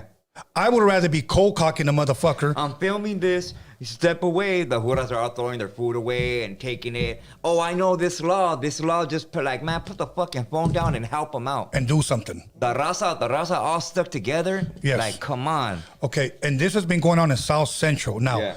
I have a lot of homies in South Central. Okay, and a lot of guys that I know are still somewhat active. Okay, my thing is this, bro. This is going on in your neighborhood. Yeah. You know, in your neighborhood. I remember when that Joe Floyd thing was going on. Yeah. There were people saying that they were going to come right here to Banning Park and destroy that Phineas Banning home because they were saying that it was possibly a plantation. It was owned by a slave. They were making shit up. Yeah. I put up a post, bro, and a lot of the homies here backed me up. And we went and we chilled there, waiting for them. Bro, if you come over here and you're going to try to trash our city, you probably won't leave here alive. That's what homies should do, though, you know? Right. Like, get together. Now, you're listening to us talk about this in the Yes. If you know something's going on or something's about to happen, hey, my number's on my fucking IG, homie. Yeah. I will go help you out. You know, the people in the barrio, every barrio in East LA, South Central, Huntington Park, Montebello, everywhere, Whittier, Pico, all those barrios, get together, homies. Come on. Yeah, exactly. There's no reason why Raza should be getting assaulted, beat up when they're trying to make a living. Yeah. You go and dump their fucking food and then take their fucking money. You know what? To a lot of people, it doesn't mean anything because, oh, that's not my family. No, bro, that's your community, bro. Yeah. Those are your people there. Yeah. Or that's not my city. These are our people. Our people. Absolutely. Okay. Okay, and then it says, what does that mean exactly? Whose this land going to, and how would it be given back? Do you think it's ever Not gonna, no fucking donkey and $1 million. Yeah. Or how much did you say, Norby? 1.2 million. 1.2 million per each what? And how are they gonna prove your bloodline that this is your land? Yeah. I'm gonna sign up. Okay, Tony the Mago, when are you gonna update the Roadium radio beats so people can freestyle Augusto? Well, first and foremost, those beats were never meant for people to freestyle. We just said, hey, you want something? This is usually what we play before we start the show, but they were never meant for people to freestyle. But I'll put something together and hopefully people like it. But keep in mind, even in rap, bro, there's a lot of people that like different style beats. Some people like gangster shit. Some people like trap. I don't do trap. Some people like, oldies. Some people like, some R&B feel. I'm not going to cater to everybody, bro. So whatever's here is here, but I'll try to update it for you guys for that specific reason. Marvelous. There was an interview with El Último Maya. The last Maya. He said the world will end when all the jaguars die. What are your thoughts? First, before your thoughts, have you ever heard of this? When all that, no. Yeah, neither have I. I don't know what interview. If they could tag me or send it to me or you, Yeah. the interview, I would like to watch Yeah, that. Go. it says El Último Maya, the last Maya. He said the world will end when all jaguars die off. I mean, if that's the case, then let's just keep breeding them. I don't know if that's. Well, you're talking about a metaphor? Is it metaphorically speaking? Yeah, that's what I'm saying. I don't know. So. All right, let's see. Feliz Dia de los Papás. Happy Father's Day to the real men out there. That's right. Just how God loves his children. We as fathers, let's do the same to our children and lead by example. Amen to that. Okay. That's right, homie. Happy Father's Day to you, to both of you. Thank you. Okay, thank you. Here's another one. Since it's Father's Day, ask Marvelous if he knows about the slave named Pata Seca, the breeding machine. What, Norbis? Tell us about it since you're laughing over there. Do you know about it? Or are you guys hugging over there or what? Yeah, he was like this, tall slave, big guy, muscular. They pretty much kept them just to breed 'em. to impregnate women. Yeah, he had over how many kids? 200, yeah, 200 kids Okay. before he died. Yeah, I know what you're talking about. Yeah, they had him just because he was muscular, that everything about him. So they had him being with women. You don't think they're gonna try to keep me, are you? Do you? Oh man. Damn. Okay. Anyways, question for Marvelous: are you familiar with the app Flat Earth Sun and Moon Clock? If so, would you recommend it? There's supposedly an app, Flat Earth Sun and Moon Clock. I didn't know about that. I didn't know about that either. So, got to come up with some good questions and more questions because we're running out of questions. Good questions, I should say. Okay. Ask Marvelous why he wears a rag on his face. We went through this already, Yeah. but I'm going to read it. Okay. I'll answer it. Yeah. Why he wears a rag on his face. Okay. First, because it's a two-part question. Yeah, so yeah. Why do you wear a rag on your face? So I'm getting my dental work done. Yeah. I just have a complex about, myself. It's just my personal little thing that I got, I just rather wear a banana until everything's finished, That's about it. That's it. Okay. Somebody said herpes or whatever. Now my face is cool.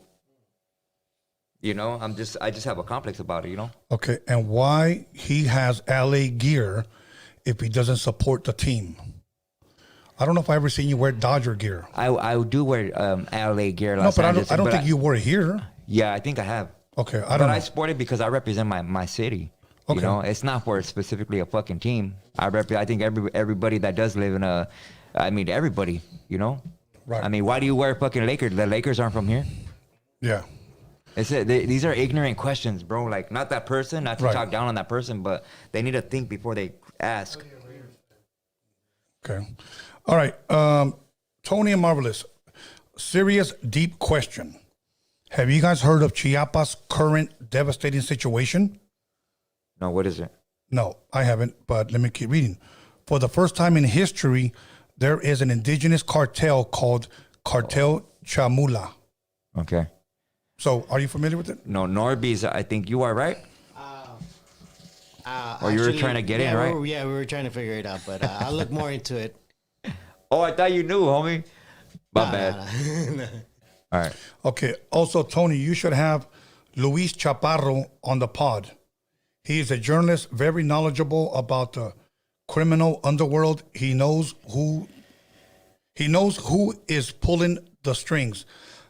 Damn, since they said that, he's probably gonna get raided. Yeah, but why would I want him here then? If he's going to be exposing people, like, get Tony too.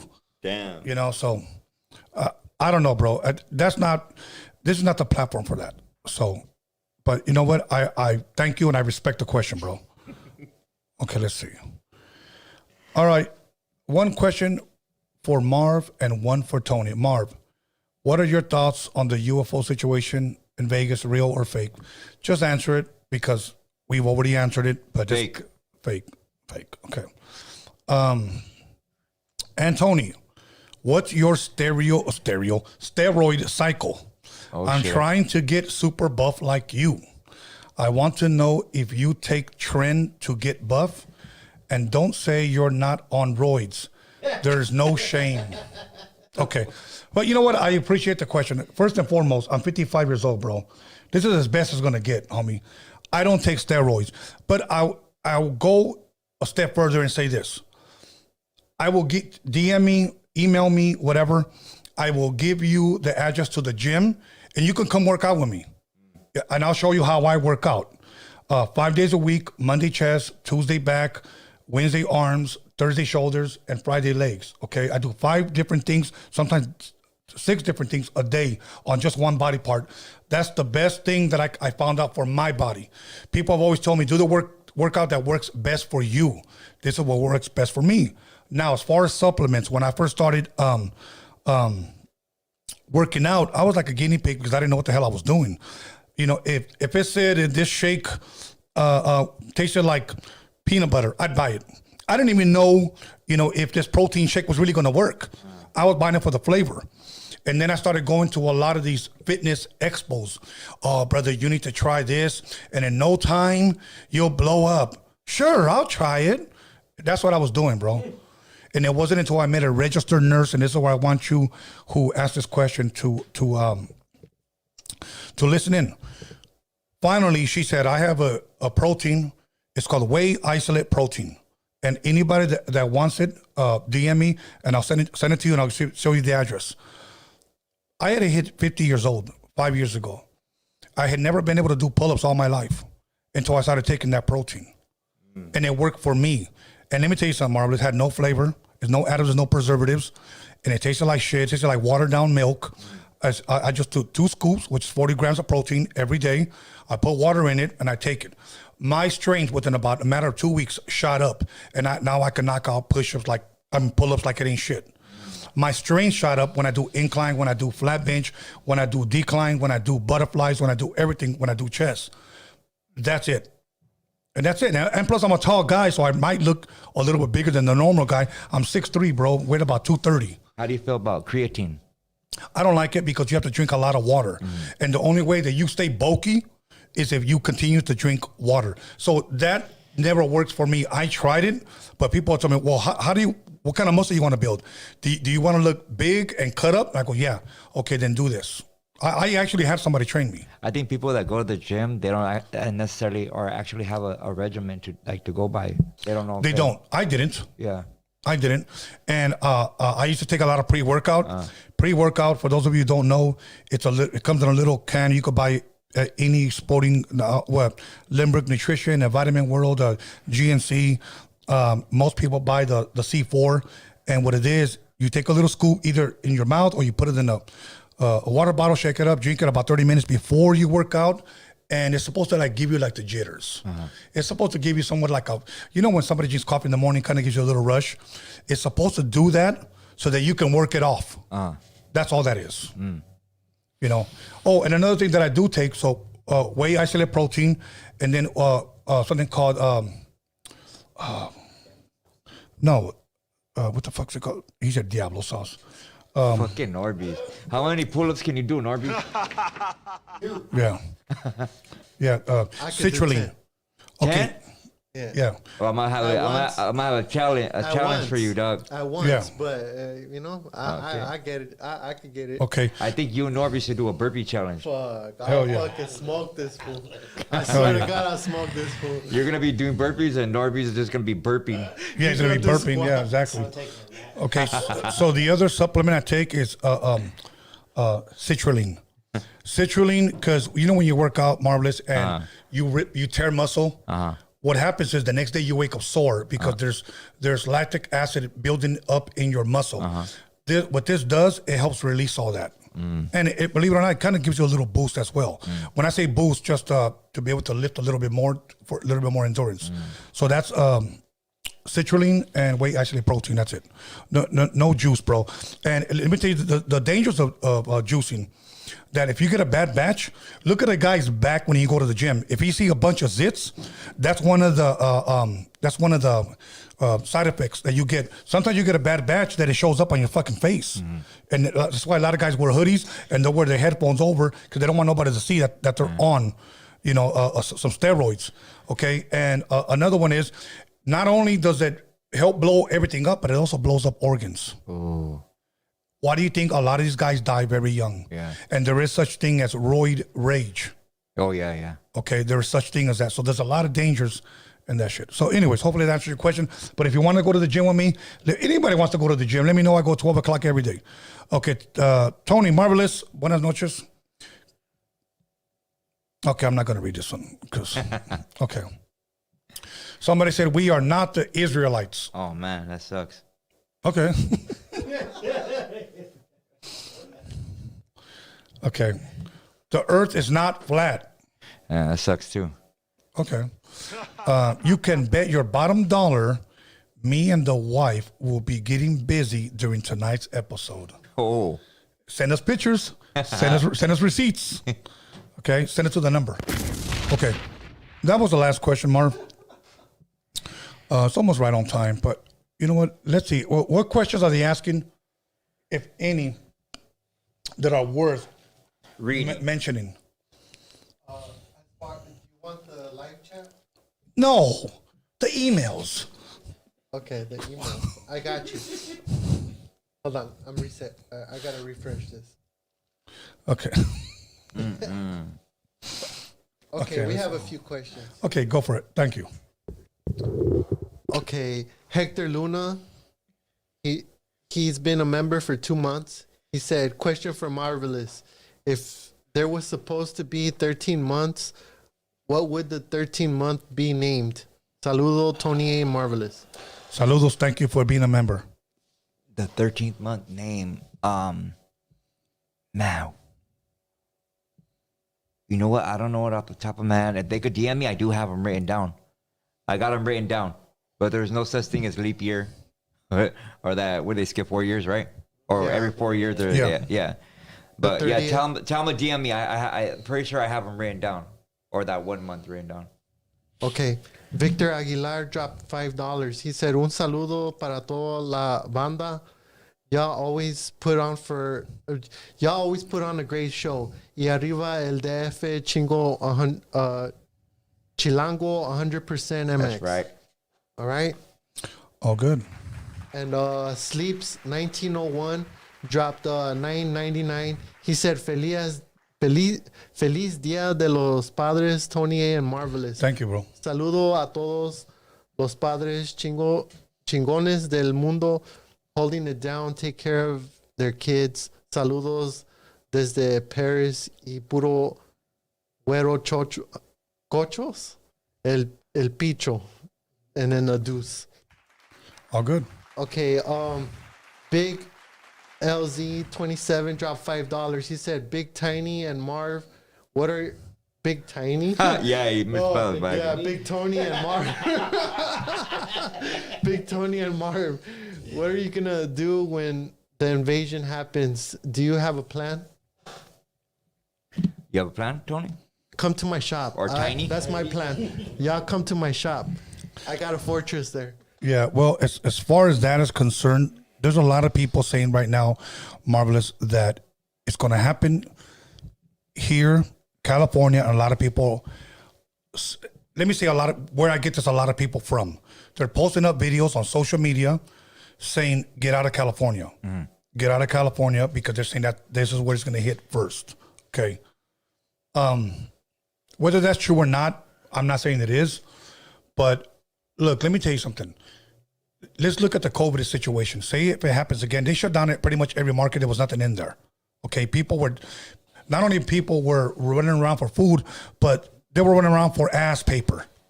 Okay, you know, you could just water your ass with a manguera. Okay, I encourage people, honestly, to grow their own food, bro. Grow their own food. Tomatoes, whether it's cucumbers, whether it's squash, whatever. I mean, I have a small pumpkin patch out here for my grandbabies. You have a gang of fruit, actually. Yeah. I have figs, I have pomegranates, I have lemons, 2 avocado trees, I have a peach tree. I have a little pumpkin patch for my grandbabies. So we eat whatever we grow, and it's all natural. You know, it's none of that supermarket shit. So I'd encourage people, if you have a home, grow your food, because we don't know what's going to happen. Are they going to tell us stay inside? They're wandering the streets. Yeah. You know, stay inside. You could be in danger. Stay inside, and then what are you going to eat? Yep. Exactly. Now, is it safe to say, Marv, that right now maybe people should stock up, not necessarily hoard, but stock up on necessities, possibly water, possibly maybe canned goods or whatever, in case something like this does? Water, toilet paper, and a generator. Yeah. And La Fusca. Yes. automatically. Okay. So hopefully we answer that. Okay.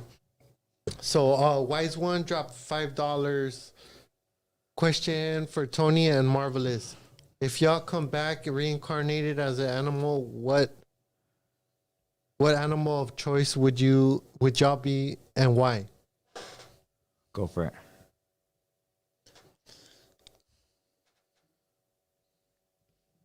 What would you be, bro? First thing that came to my mind is a lion. A lion? Yeah. I think I would be I think I'd want to be an eagle. Okay. I probably want to be a lion. So, a Lion of the tribe of Judah. Okay. Okay. So, There you go. 94 Emmett dropped 199. He said, how bad is your first DUI asking for a friend? Oh shit. I never had a DUI, but No. and I will say this: I'm thankful to God that I never had a DUI, because if I was always, it's weird as it may sound, Marvelous, I learned how to drive drunk. Now, I'm not encouraging. I need to say that I'm not encouraging the people to drink and drive. I will never do that. But you know how it is. You grow up in the neighborhood, bro. You estás pedo, 3 o'clock in the morning. You want to go find something to eat? Fucking let's go. That's how I started learning how to drive. And then giving a crack kid a $20 rock to let me borrow his car so that I can go in parking lots and learn how to do donuts and, you know, learn how to drive. That's how I was able to get my license. But I learned how to drive drunk and borrowing crack kids' cars. You know, I grew up here. There were times when I started day drinking, hanging out in front of the high school. And maybe 20 years old. I was drinking maybe a couple of Mickeys at the time. I never really stuck to one beer. And then I had to get in the car and go to the studio. And now Hamburg, so I'll take the 710. And I was fucked up, bro. But I was still able to make it. And I'm going to tell you what I learned. And I'm not blaming it on my dad because I have my own choice. My dad did it. Why can't I? Then I realized I'm not a fucking day drinker. Because when I got there, all I wanted to do was sleep. Liquor affects me different during the day than at night. At night, I'm wide awake. In the day when I drink, I go to sleep, bro. Knock out. Yeah, but thank God that I never, ever had a DUI because I should have been caught a lot, bro. You know, but I always had a praying mother. So I would like to think that God's grace was on me. That's right. Go ahead. I haven't had a DUI. I had a wet and reckless or whatever. I guess when you're a certain amount or whatever, I think I had like 1 beer or something, but it's kind of dumb. You know, once they pull you out for that test, 90 to 100%, you're going to go to jail already. Yeah. You know, that's the reason why they're doing that stupid ass test. They're going to say you failed, even though you most likely did. I've seen a lot of people, I know they passed it, but, you know, they fucking took them to jail. They still took him to jail. Yeah. Yeah, I had homies that passed it and still took him to jail. Yeah. I think if you have the opportunity to get a lawyer, get it. I know you're going to spend, you know, some feria on it or whatever, but, you know, do it because you don't want that on your record. You know, it does look bad. If you could get them to drop it down to a wet and reckless, do it. That's what happened to me. Yeah, and then a lot of these fucking public defenders are just as fucking crooked as anybody. Yep. You know, well, we're going to give you 5 years. For what? Yeah, people don't know that they trade cases with the DA. They trade cases, bro. Bro, I know. There's a scoreboard. There's a scoreboard to see who's winning more cases. Oh, yeah? Hell yeah, I know on both sides. Mm. You know what I mean? So the incentive is to win. Okay, so go ahead. Go with the next one. Okay. Michael Rosas dropped $2. He said, Marvelous, what do you think about the homie Buddha? Well, I don't know who's that. I don't know. So, Rafanan 2010 dropped $4.99 and didn't say nothing. Sleeps 1901 dropped $1.99. He said, boxing match Marvelous versus Travi G. Who wins? Well, let everybody on the live chat who wins. Yeah, Then in let's the go. live chat, y'all can decide that. Okay, Miss K, smiley face, dropped $2. Hi, Marvelous and Tony. Jesus' real name is Yeshua? Yahweh. Yahweh? Yahweh Shai. That's his real name. Yahweh. Yahweh is the name of the Most High. Okay, for me, it's Yeshua. So, Yeah, but that's what she wrote. okay, Oh, that's what you did right there? okay, Yeshua. Oh, yeah, my bad. I read it wrong. all right. Okay, Go ahead. Mr. ESC or Mr. Escape, I don't know which one it is, but he dropped $4.99. He said, question for Roadhead Radio, Roadium. If you were a female stripper, what would your stage name be? Wait, repeat that. If you were a female stripper, what would your stage name be? Norby's will be Diablo Sauce. I'll be taco eater. Oh my Okay.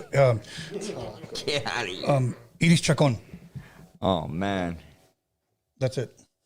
Okay, and that's all the live chats. All right. Okay, well, we're giving you guys another opportunity. If you guys want to get a question in, go ahead and drop it on the live chat. If not, we're going to go ahead and open up for phone calls. But make it a good question. Yeah, make it a man. good question, You not guys just are some, wasting your money. you know, hot sauce or fucking hot sauce or big tiny. Chingy. Dang. Okay, so once again, question for you two.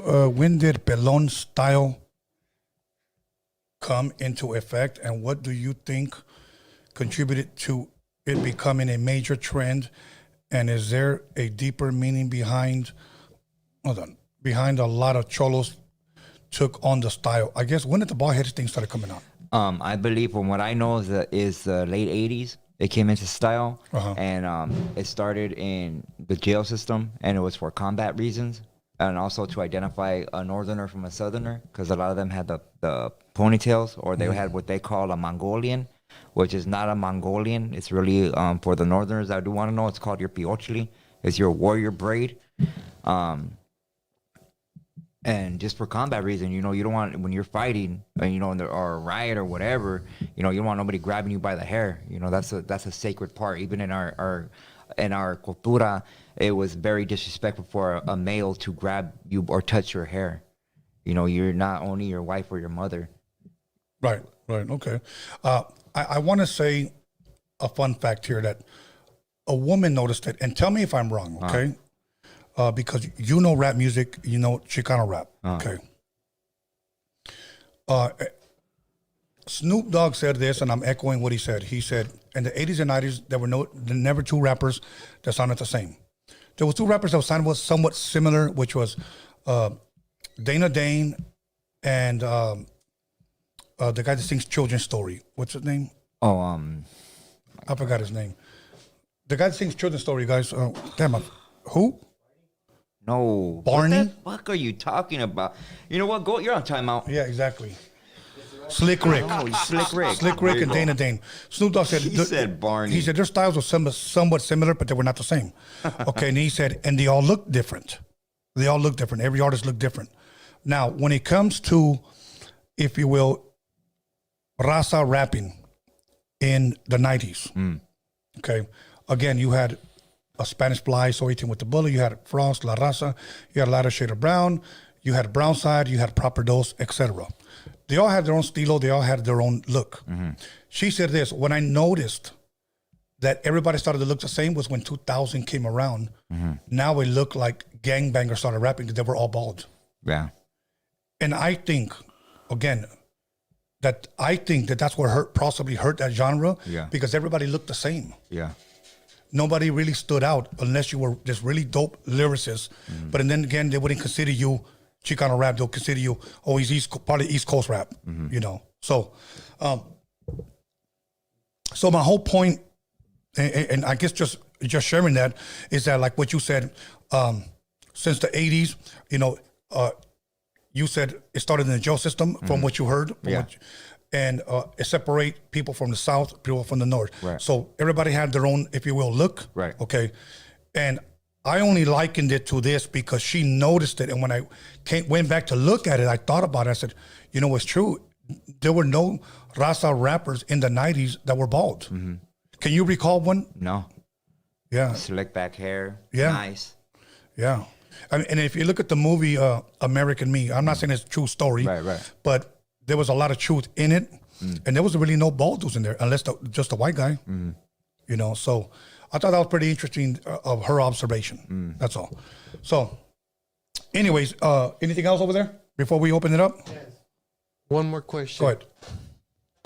How to auto repair drop 199. He said, "Is that your hand tattoo a shield?" I've been seeing it a lot. Yep. Yeah, only certain people could get that, but yeah. People shouldn't get tattoos unless they know about them. Yes, sir. Especially cultura, you have to be spoken for. For those that know, they know. I'm not gonna get all into it, but don't ever disrespect somebody that you don't know. Right. Somebody said Frank V was bald. You know what? I knew Frank V when he signed to SKANLESS Records. When I first met him, he was not bald. Even Okay. Toker had hair. Toker had hair. Yeah, yeah. Okay. So, yeah, don't say that. And when I first met Night Owl, Night Owl was bald later on. But when I first met Night Owl in 1994, he was not bald. He had hair. I remember he had hair. Okay. Yeah. So, believe me, you're talking to somebody that was there and that actually knew these guys. So, go ahead and read the next one, bro. 317er dropped $4.99. He said, I forgot what Roadium tape has NWA's original Comptons in the house. Can you let me know? You know what? At the top of my head, no, I don't. I don't recall, bro, because there's like about a total that I did. I did more than Dre, but total together, there's probably between 60 to 80. And I'm also including the R&B ones and the house ones that I did, because I did a bunch of different genres. But at the moment, no, I don't. So anyways, let's go ahead and let me go ahead and connect, Alex. Go ahead and put up that number right now. Let me see. Let me know when I'm connected. Am I there? Yeah. Okay, cool. Second. All right. So come on, guys. We got maybe about 20 minutes to take some calls, because I'm going to end this around 10. So let's go ahead and do this. Call in and ask any question pertaining to the subjects that we have. We're not gonna entertain, some BS questions. So if you want to ask us something, go ahead and ask us something, but make it a good question, bro.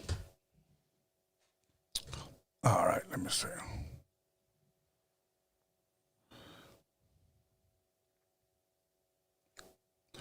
Okay, let me see.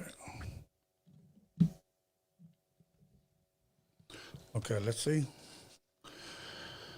Okay, caller, your name or where are you calling from? Hey, how's it going? Ventura County up in the casa. What's up, my brother? How you doing, man? You got a question for us? Yeah, pretty good. Wanted to see if you guys want to sacar la bolsita. And let me go ahead and connect, Alex. Go. Okay, he hung up. So, all right, cool. You got a shout out. Okay. I don't know why I got a missed call. I didn't even answer anything. So We don't have bolsitas out here. okay, let's go. Yeah. Caller, your name or where are you calling from? This is JR from the Bay. What's up, Tony and Marvelous? What's up, my brother? What up, homie? Hey, Tone, I have a question, man. When I was growing up as a kid, I received a gift from my grandma who came from Mexico. It was a gold chain with a cross. And I remember wearing it. I thought I was so cool. But then this one lady, a neighbor from around the way, she told me that I should stop wearing it and get that off myself because it was a representation of death and that it was disrespectful to God. Now, I want to ask your opinion. Through the years, I asked different people about it, but I know that you studied theology in depth. Do you feel like the cross is disrespectful to wear to Jesus and it's a symbol of death? Okay, you're talking about a cross, correct? Yeah, a cross, like a gold little cross around, jewelry. Yeah. Okay, here's how I'm going to answer that question. And this is just the way I'm going to answer it. Okay, I'm not speaking for Marvelous. I'm not speaking for no one else. This is just me, Tony. Jesus is no longer on the cross. Okay. Now, if I see somebody with it, I'm not going to say, I think that's disrespectful. I believe that he is sharing his faith the best way that he can, or the best way that he was taught. But for me, I don't need something like that to share my faith if that is my faith. I was taught that Jesus is no longer on the cross. When I read the scriptures, that we are not supposed to have anything that represents the kingdom, as far as, because even in the Bible, for an example, there's no description, and I don't want to hear you guys about Revelation. There's no description about what Jesus looked like. There's no description of what the disciples looked like, because that was forbidden, because they knew that man would worship image. Even in the tabernacle, even in the Ark of the Covenant, they put cherubims on two angels, but they left no faces, just like a print of a face. It was forbidden for that, and I still believe that. I wouldn't wear a cross, but nor would I look down on anyone wearing that cross, and that's the best way that I can give it. Orale, thanks a lot, man. I appreciate your answer, Tom. Marvelous, Thanks. you want to? Oh, okay. So the cross literally has nothing to do with the Bible, or I mean, with scripture, real scripture, because he wasn't nailed to a cross. He was nailed to a tree. The other thing is about graven images. Anything that you would make and essentially it's a sign of worship, bro. Like for you to wear it, you're believing in that it literally has faith, or it's part of your faith, or you believe that it's gonna form a form of protection, which is, you know, you should only believe in the Most High, that He's gonna protect you, not an object that you would place around your neck or your temple. Okay. All right. Thanks a lot to both of you. I appreciate your answers. Thank you. My respect, homie. Thank you. Okay, let's keep it pushing, you guys. Let's see who's going to call in. But I appreciate, you know what, that he asked us our opinion, and I'm glad. And even though we may have differences of opinion, that's what makes this interesting, is because people just, they want to know, you know. So call it your name, and where are you calling from? San Diego. What's up, my brother from San Diego? How you doing tonight, man? I'm doing good, man. Am I live right now? Yes, sir. You're live. You got a question? Oh yeah. I just wanted to ask you guys, have you guys seen the movie Evil Dead Rise? Nah, I haven't seen it. Evil Dead Rise? Yeah, it's I just watched it like 2 weeks ago. It's like another level, man. That movie it's crazy. Is it like the first one, the Evil Dead, the original Evil Dead? Yeah, it's a remake. Oh, right. But it was pretty hard to watch. Like after we came out of the movie theater. What do you mean? We were getting attacked like by demons and stuff.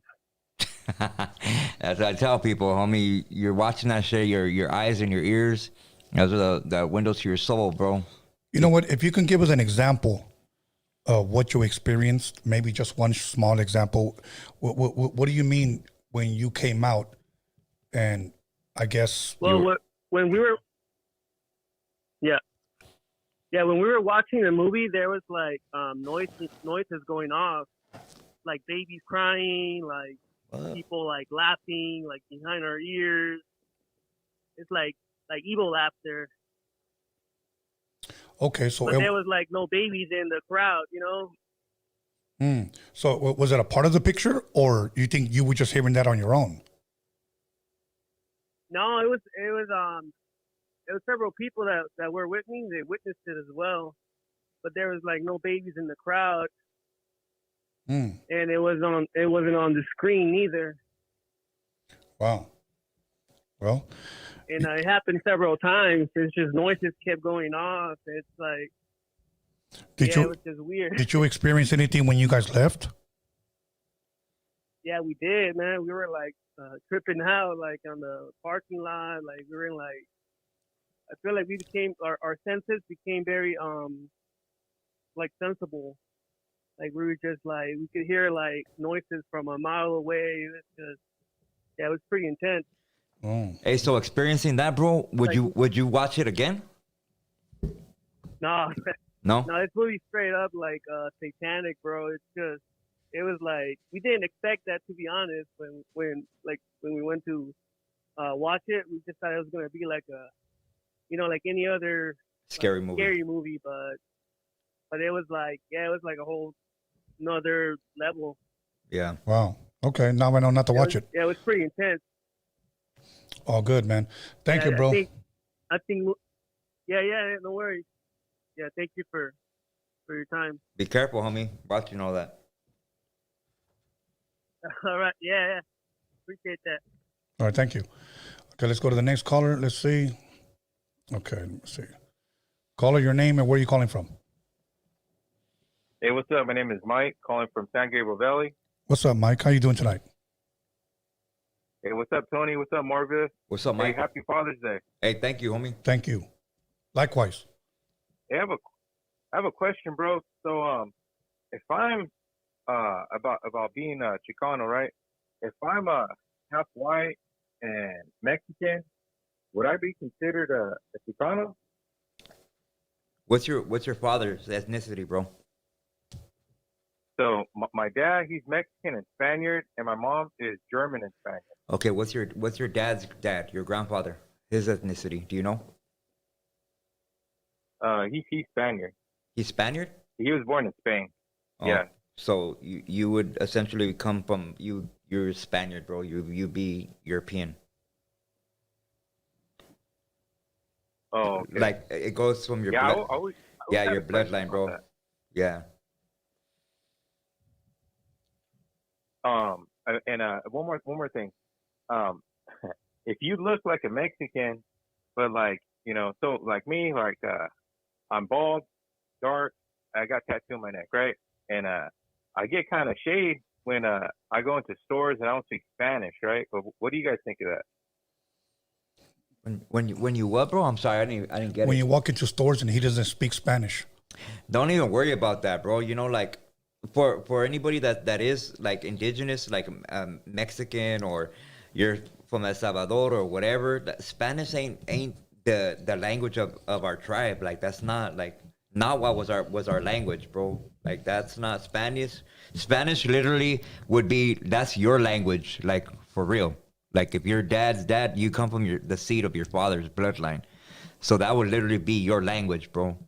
But to be disrespected by that, I mean, you shouldn't feel some type of way, homie, you know? I mean, that's kind of ignorant. That's on their mindset, you know? Let them...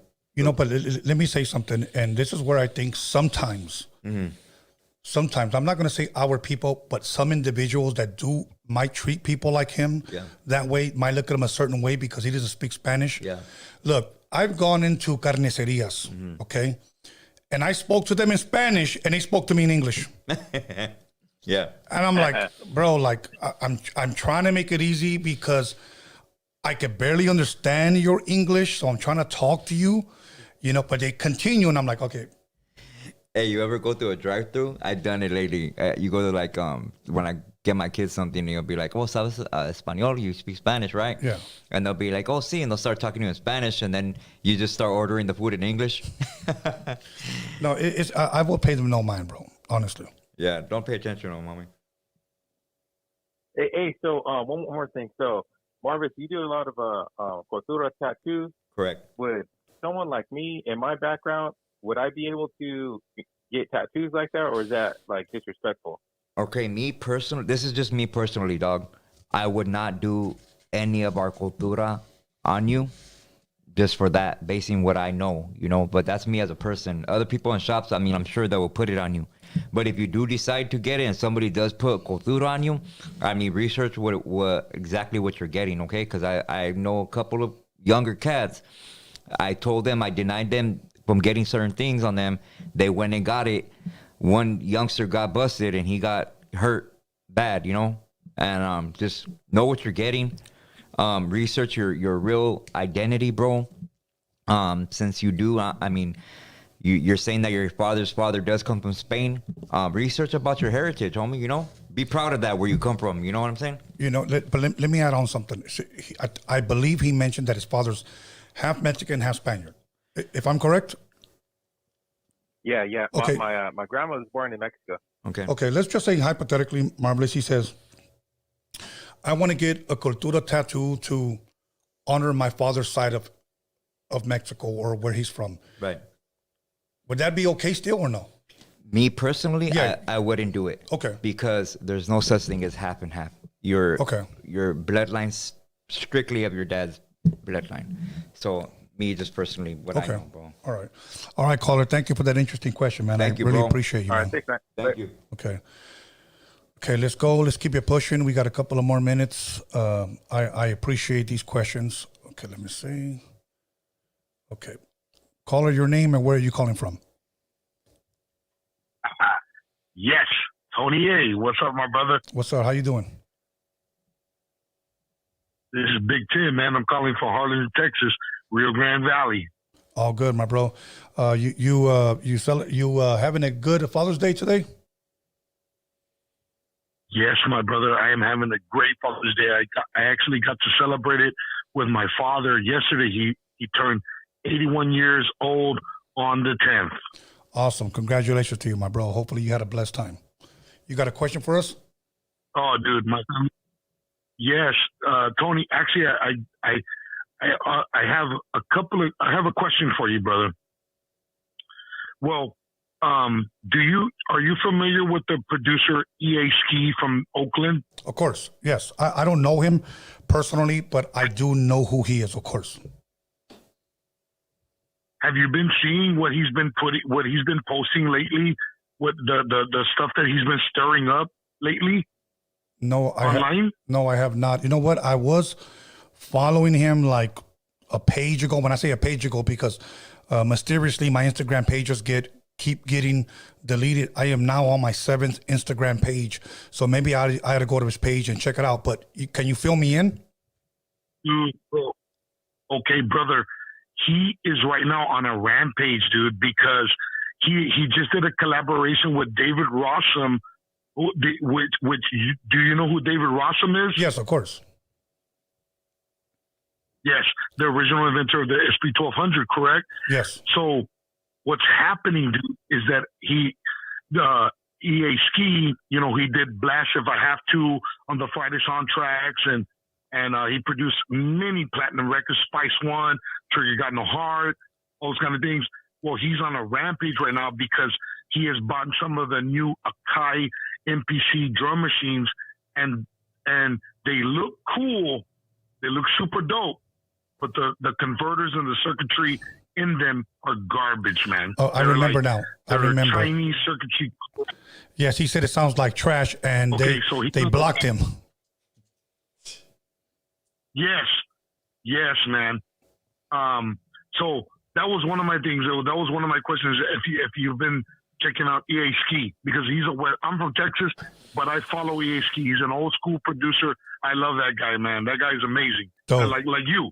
Thank you. You're one of those people that takes sound above. You take quality over quantity. Absolutely. And I appreciate that about producers like yourself. Thank you, my bro. And so that's cool. And I wish you a happy birthday, happy Grandfather's Day to you, man. And so I wasn't sure if you had seen anything like that lately with EA Ski. Just on Facebook. Actually, somebody sent it to me. Dude, check out EA Ski, man. He is really, really, as a matter of fact, bro, he's about to do a collaboration with David Rossum personally. And I think they're coming out with a whole new SP1200 that is completely re-inspired, and they're doing some big things up there, man. EHT is doing some huge things, dude, with production and really taking it back. All good, my brother. To those days. Okay. Besides that, Tony, I'm not gonna keep it too long. Man, brother, I know this is not your paranormal night, but I have been seeing flying saucers in my backyard, man. For really? like the past 2 months. Have you taken any pictures or video? Yes, bro. Okay. Dude, that's the thing. It's so weird. When we start to take video, it's either so blurry that nobody's going to believe us, or when we start to take video high definition, they disappear. And I know that sounds cliche, but it is what it is. But last night was I did my father's 81 birthday party at my house. Yeah. And we're from Honduras, from an island, Honduras. So it was a Honduran party. We're like Jamaicans. And at the end of the night, I took my father out on the back deck, and we were just talking and reminiscing and everything like that. And 5 crafts appeared, and they were doing maneuvers. My father is a shrimper. My father was a pescador. Yeah. He was a shrimper all his life. Yeah. And so last night, it was the first time he's ever seen them, because I saw one in 1989. I saw one in Port Isabel, Texas, a humongous flying saucer. It came down, and I can describe it to you in all full everything, dude, full as glory. But last night we saw 5. Okay, and you got pictures and video of this? My homeboy got video, but it's blurry. That's what I'm telling you. Every time they come out, we try to get video on iPhones and everything, but the video is so blurry that I can't present it, man, because nobody's gonna believe me. Okay, look, do you follow me on Instagram? Do you? I think I do.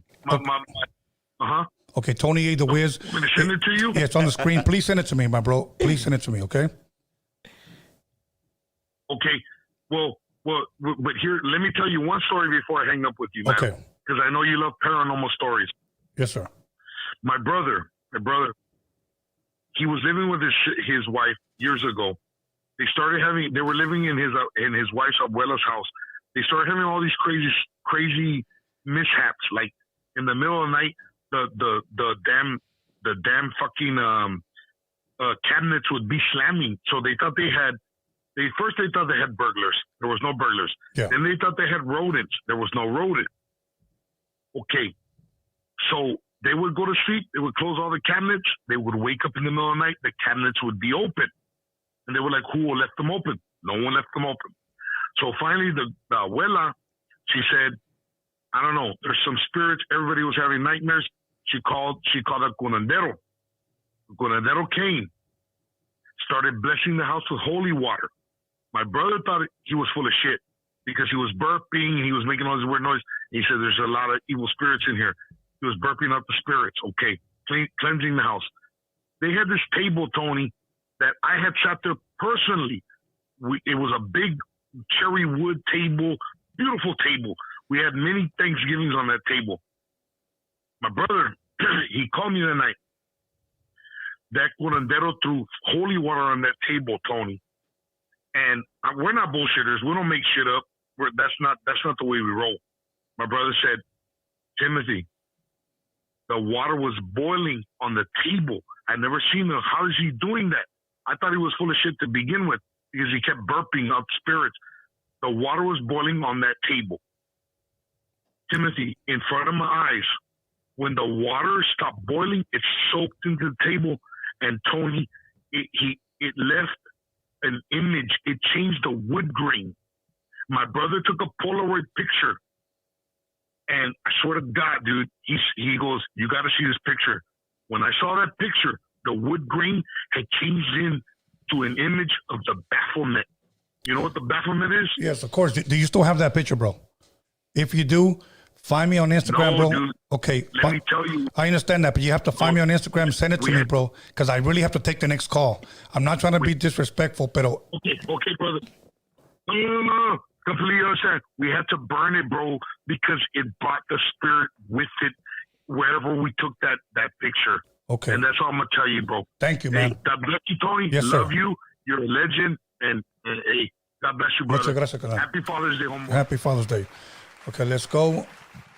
You know what? And I just have to respectfully say that, bro, because there's a lot of people that are trying to call in. Boom. Call it your name and where are you calling from? Hey, how's it going, man? It's Titulo from the 805. I just have two questions. Yes. Number one, I heard that, I don't know if Marvelous might know something about this, and it seems, it sounds kind of weird, but I heard if you put your balls to the sun, it helps you, it's kind of like, kind of like grounding. No, for real, it's kind of like grounding. You get more energy, and it's real healthy for you. Do you guys know anything about that? I'm not even joking when I say this, bro. Literally over 10 people have messaged me the same fucking thing. To show your balls to the sun. Put your balls to the sun and it energizes. But in reality, bro, the sun gives us energy anyways. Homie, it's just the same thing as photosynthesis, bro. It gives us energy, bro. So whether you want to put your balls, to the sky or whatever, homie, just be careful for drones taking pictures of the Yeah, nuts, if you want to shoot the moon, go for it. All good, bro. What's your second question? Right. Yeah. All right, my second question was, as you all know, fucking China's trying to take over the U.S. and do their thing out here. Well, how did you guys feel about that? As being Chicanos, it's kind of like, we're kind of like always like, fuck the U.S., like this used to be Mex, but now that it's kind of like our home, are you the type that's going to ride? Or are you guys the type that is just going to let them come and do their thing down here? What's your thoughts on that? Go for it, bro. Is that really up to us? Well, I'm talking about like this, they're trying to impose like communist policies and do stuff like that. What do you guys think about that? I think they Do you try guys, to. like, is it just like whatever? We're gonna let it like the digital IDs come out and you can't, pay for food or what's up? I mean, I will say this: that China is going to play a role in the last days, and we see it playing out. I'm not going to bend over backwards for anybody, or just let anybody come in and tell me how to live or tell me what to do with my family, if that's what you're asking. No, I mean, I do believe that us as the people will stand up, and as long as we can stand together, because there's strength in numbers, that's going to be our answer there.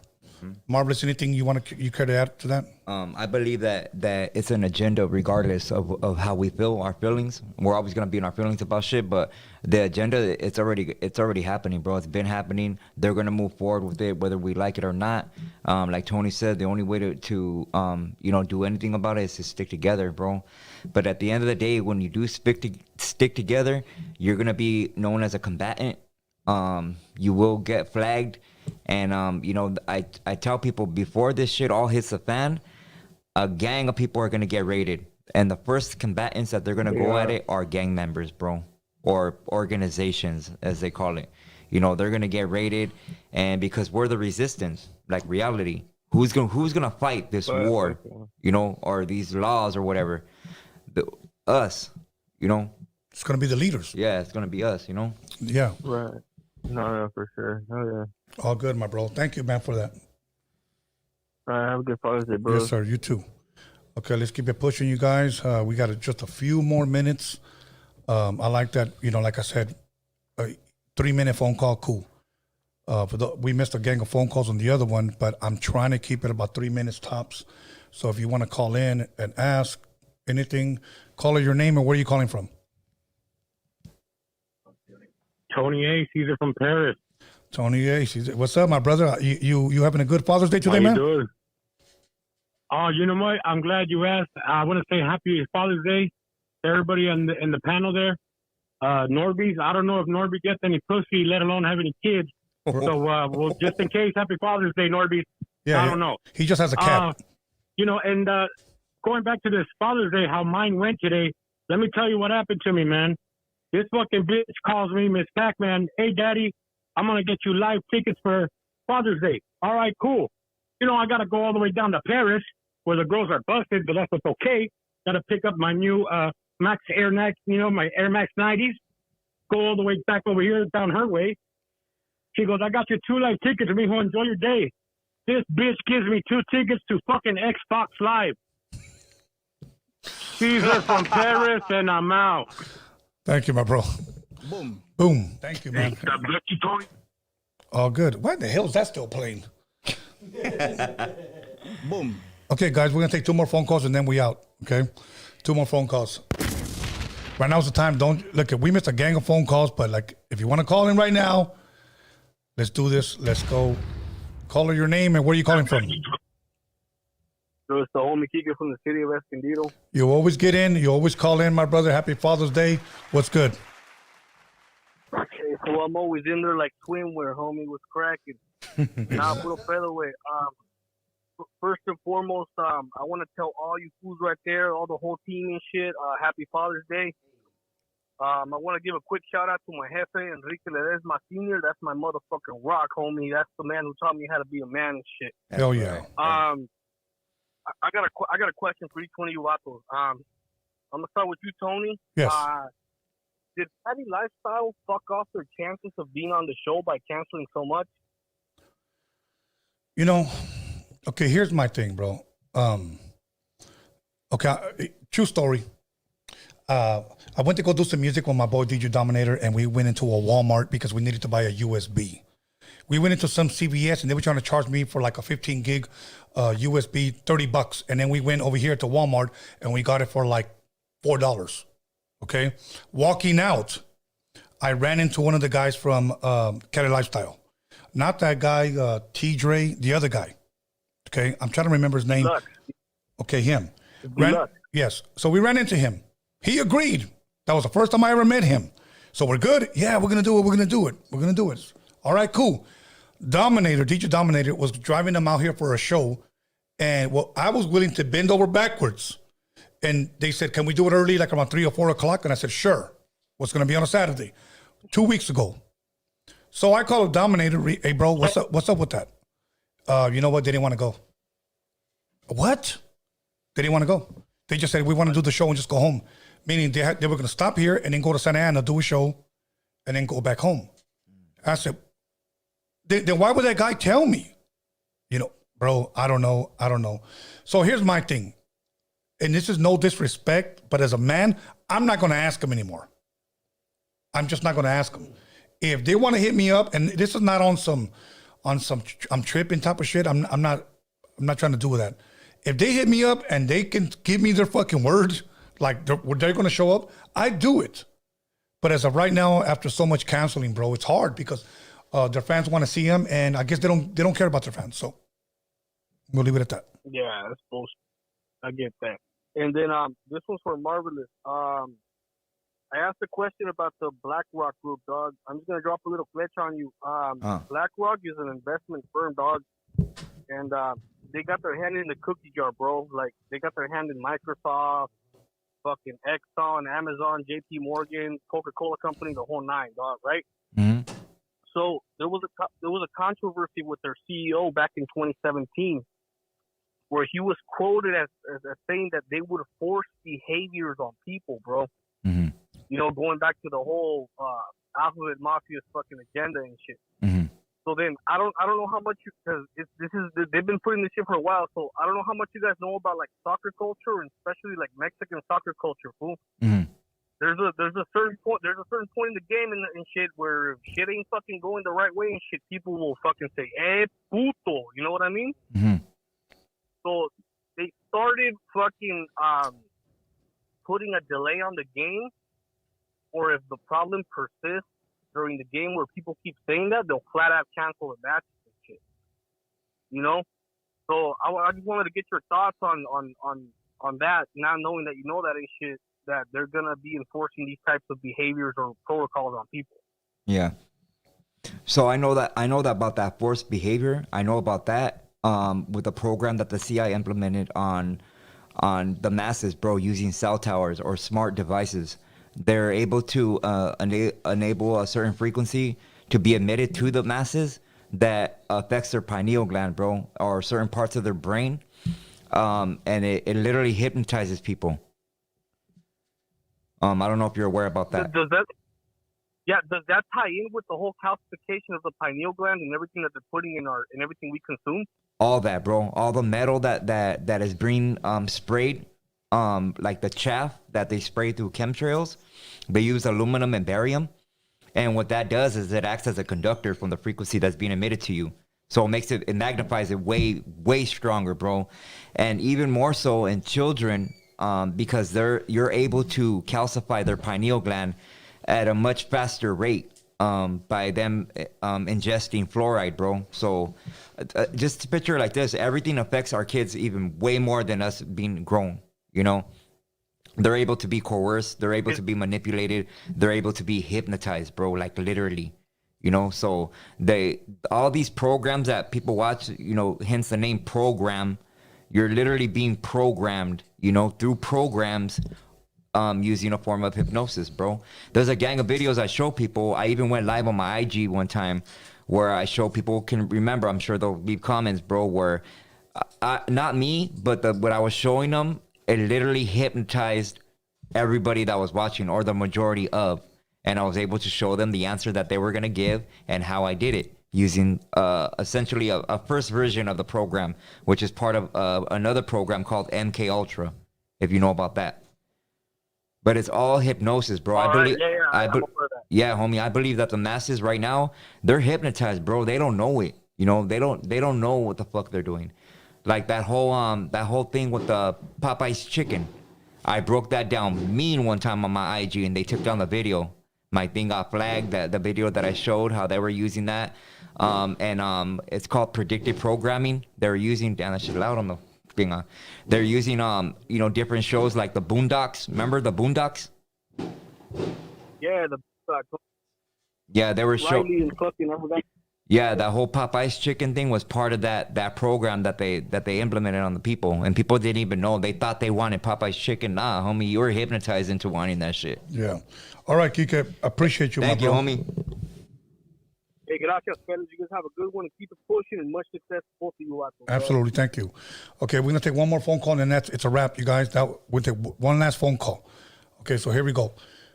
Caller, your name and where are you calling from? Frankie from LA. What's good, my bro? How you doing? Yeah, how you guys doing, man? I just want to wish you guys a happy Father's Day.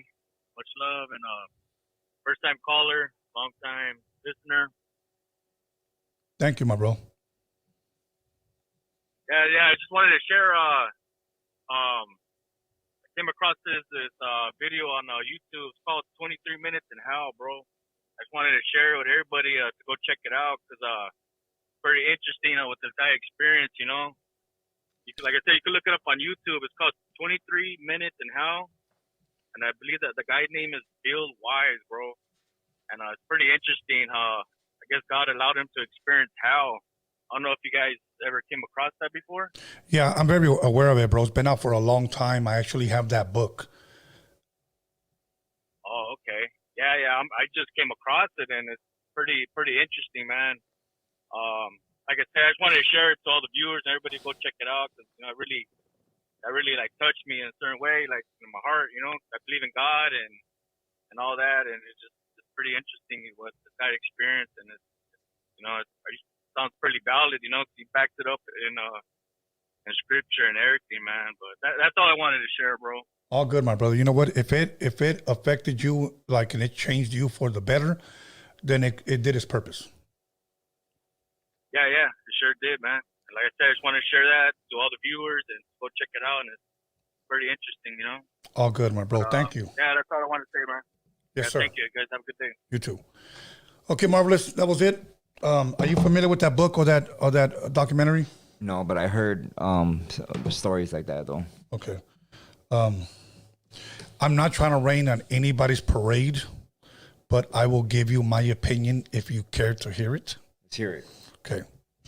First, what do you think about that hole that they drilled? I think it was in Russia. That hole that they drilled in the ground, like super deep, the deepest hole ever dug. And they put a microphone right there, and you could hear like all kinds of screams and shit. Oh, is that the one? It's kind of old, isn't it? Yeah. You know, I don't know, bro. Okay, look at me. Okay, here's my thing. Sounds like we're in fucking Lebanon, huh? Yeah. Okay. Anyways, I'm going to flat out say it, and I'm not trying to argue with anybody. But if anybody wants to have a discussion, DM me. We'll set up a phone call, and I'll tell you why I'm going to say what I'm about to say. Biblically speaking, I don't believe anybody can go to hell and come back. That's just me. Mm-hmm. I don't believe. Okay, the Apostle Paul, he said that whether he was out of the body or in the body, he doesn't know. He doesn't know if he spiritually went up to the third heaven or physically went up to the third heaven. He just saying, I don't know. But he did say that he saw things that he was not allowed to utter. Right. He wasn't going to say it. So if the Apostle Paul didn't talk about his experience, all of a sudden we have all these people writing books, I went to heaven. Who are you when the Apostle Paul wasn't even allowed to share what he saw? Right. That's just me. Yeah. Right. But I'm not trying to argue with anybody. Again, if people want to ask me why, you know, it's easy to believe it or not to use scripture to back things up, especially if you're not studied in the scripture. Quick story. Jesus gave the story when he talked about Abraham's bosom. Lazarus died and the angels took him away, took him to Abraham's bosom. The rich man died and he ended up in hell. And they were in paradise at the time, but they were separated. There was a gulf between them where people from paradise could not enter into hell and people from hell could not enter into paradise where there was water and this man was being comforted by Abraham.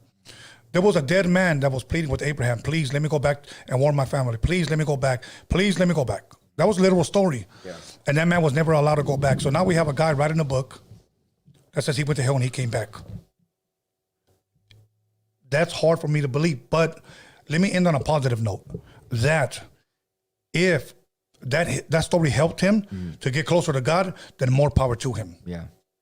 That's all I'm going to say. So I'll win it there. What do you want to say about that? Anything?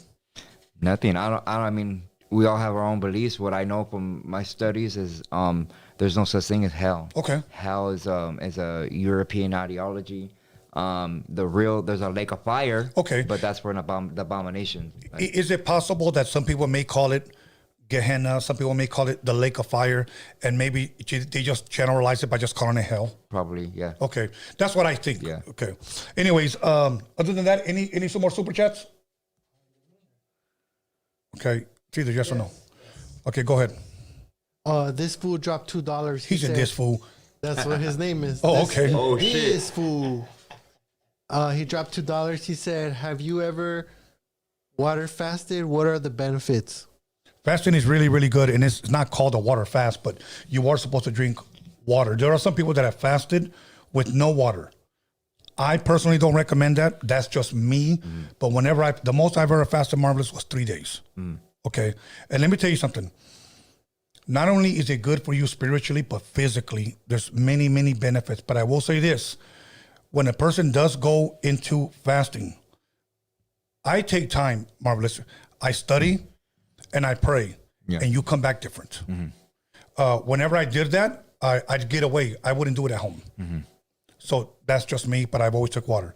Anything you could? Well, what you said, bro. When you fast, people think fasting is just, I'm not going to do it. You have to dedicate it to something. It has to be through prayer.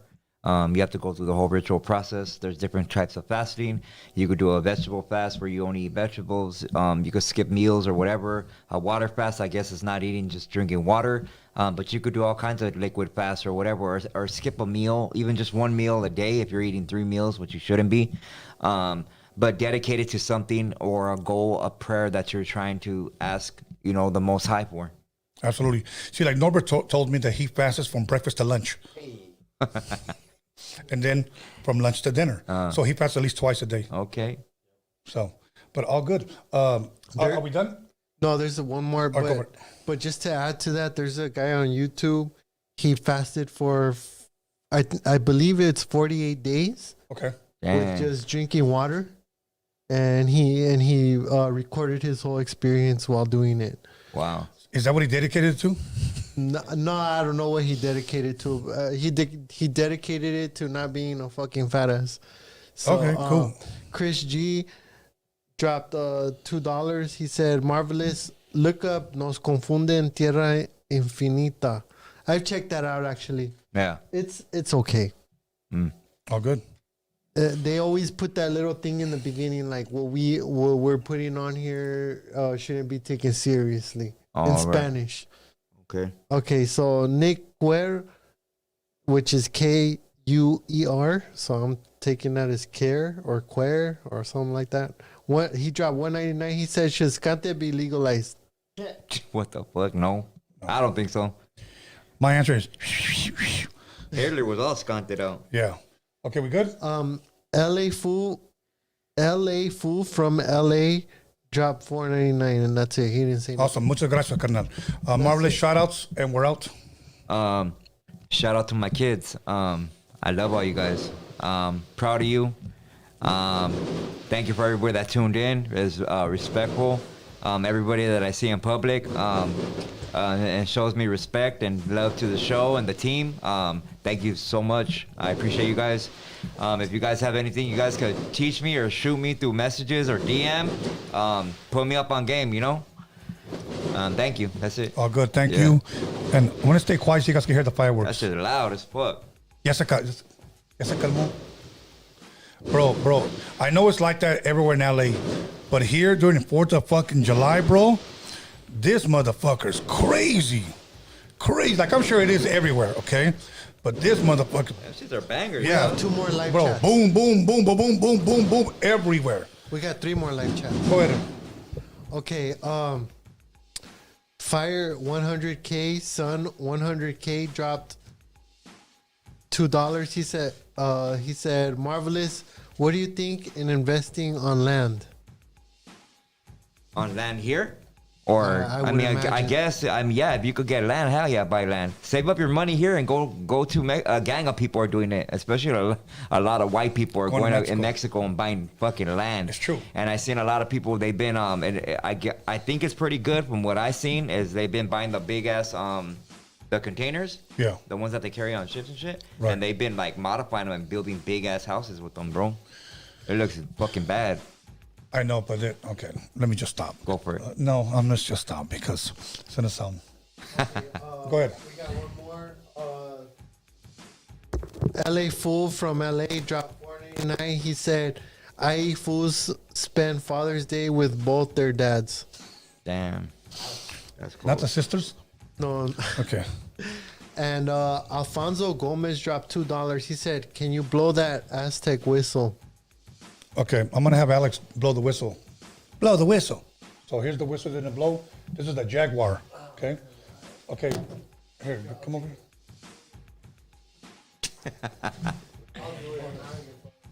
Okay, so he's gonna do it. Put the camera on you. Yeah, go ahead, Norbert. Hold the camera hand, Norbert. Yeah, exactly. Okay, let's go. Put the camera. Let's see.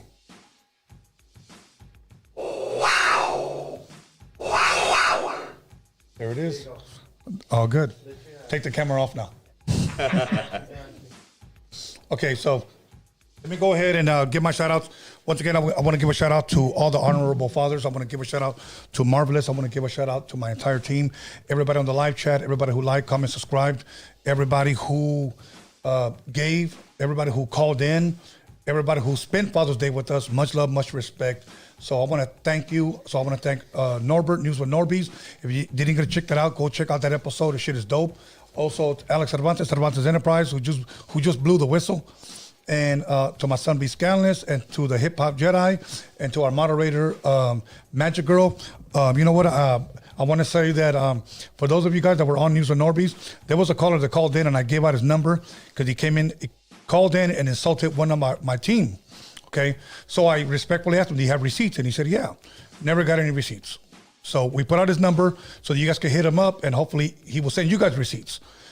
Nothing. So my thing is that if you're going to call and crank call and say something stupid, I'm going to put your number out there. And the Roadium Radio Warriors are going to go loose. Anyway, so other than that, muchas gracias. Thank you, guys. See you guys here Wednesday. Okay, thank you. We're out.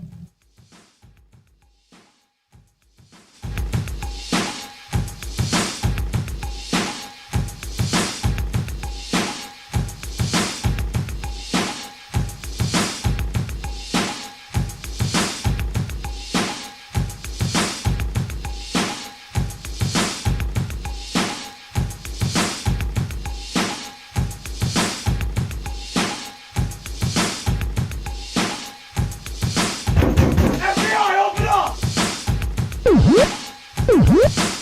up!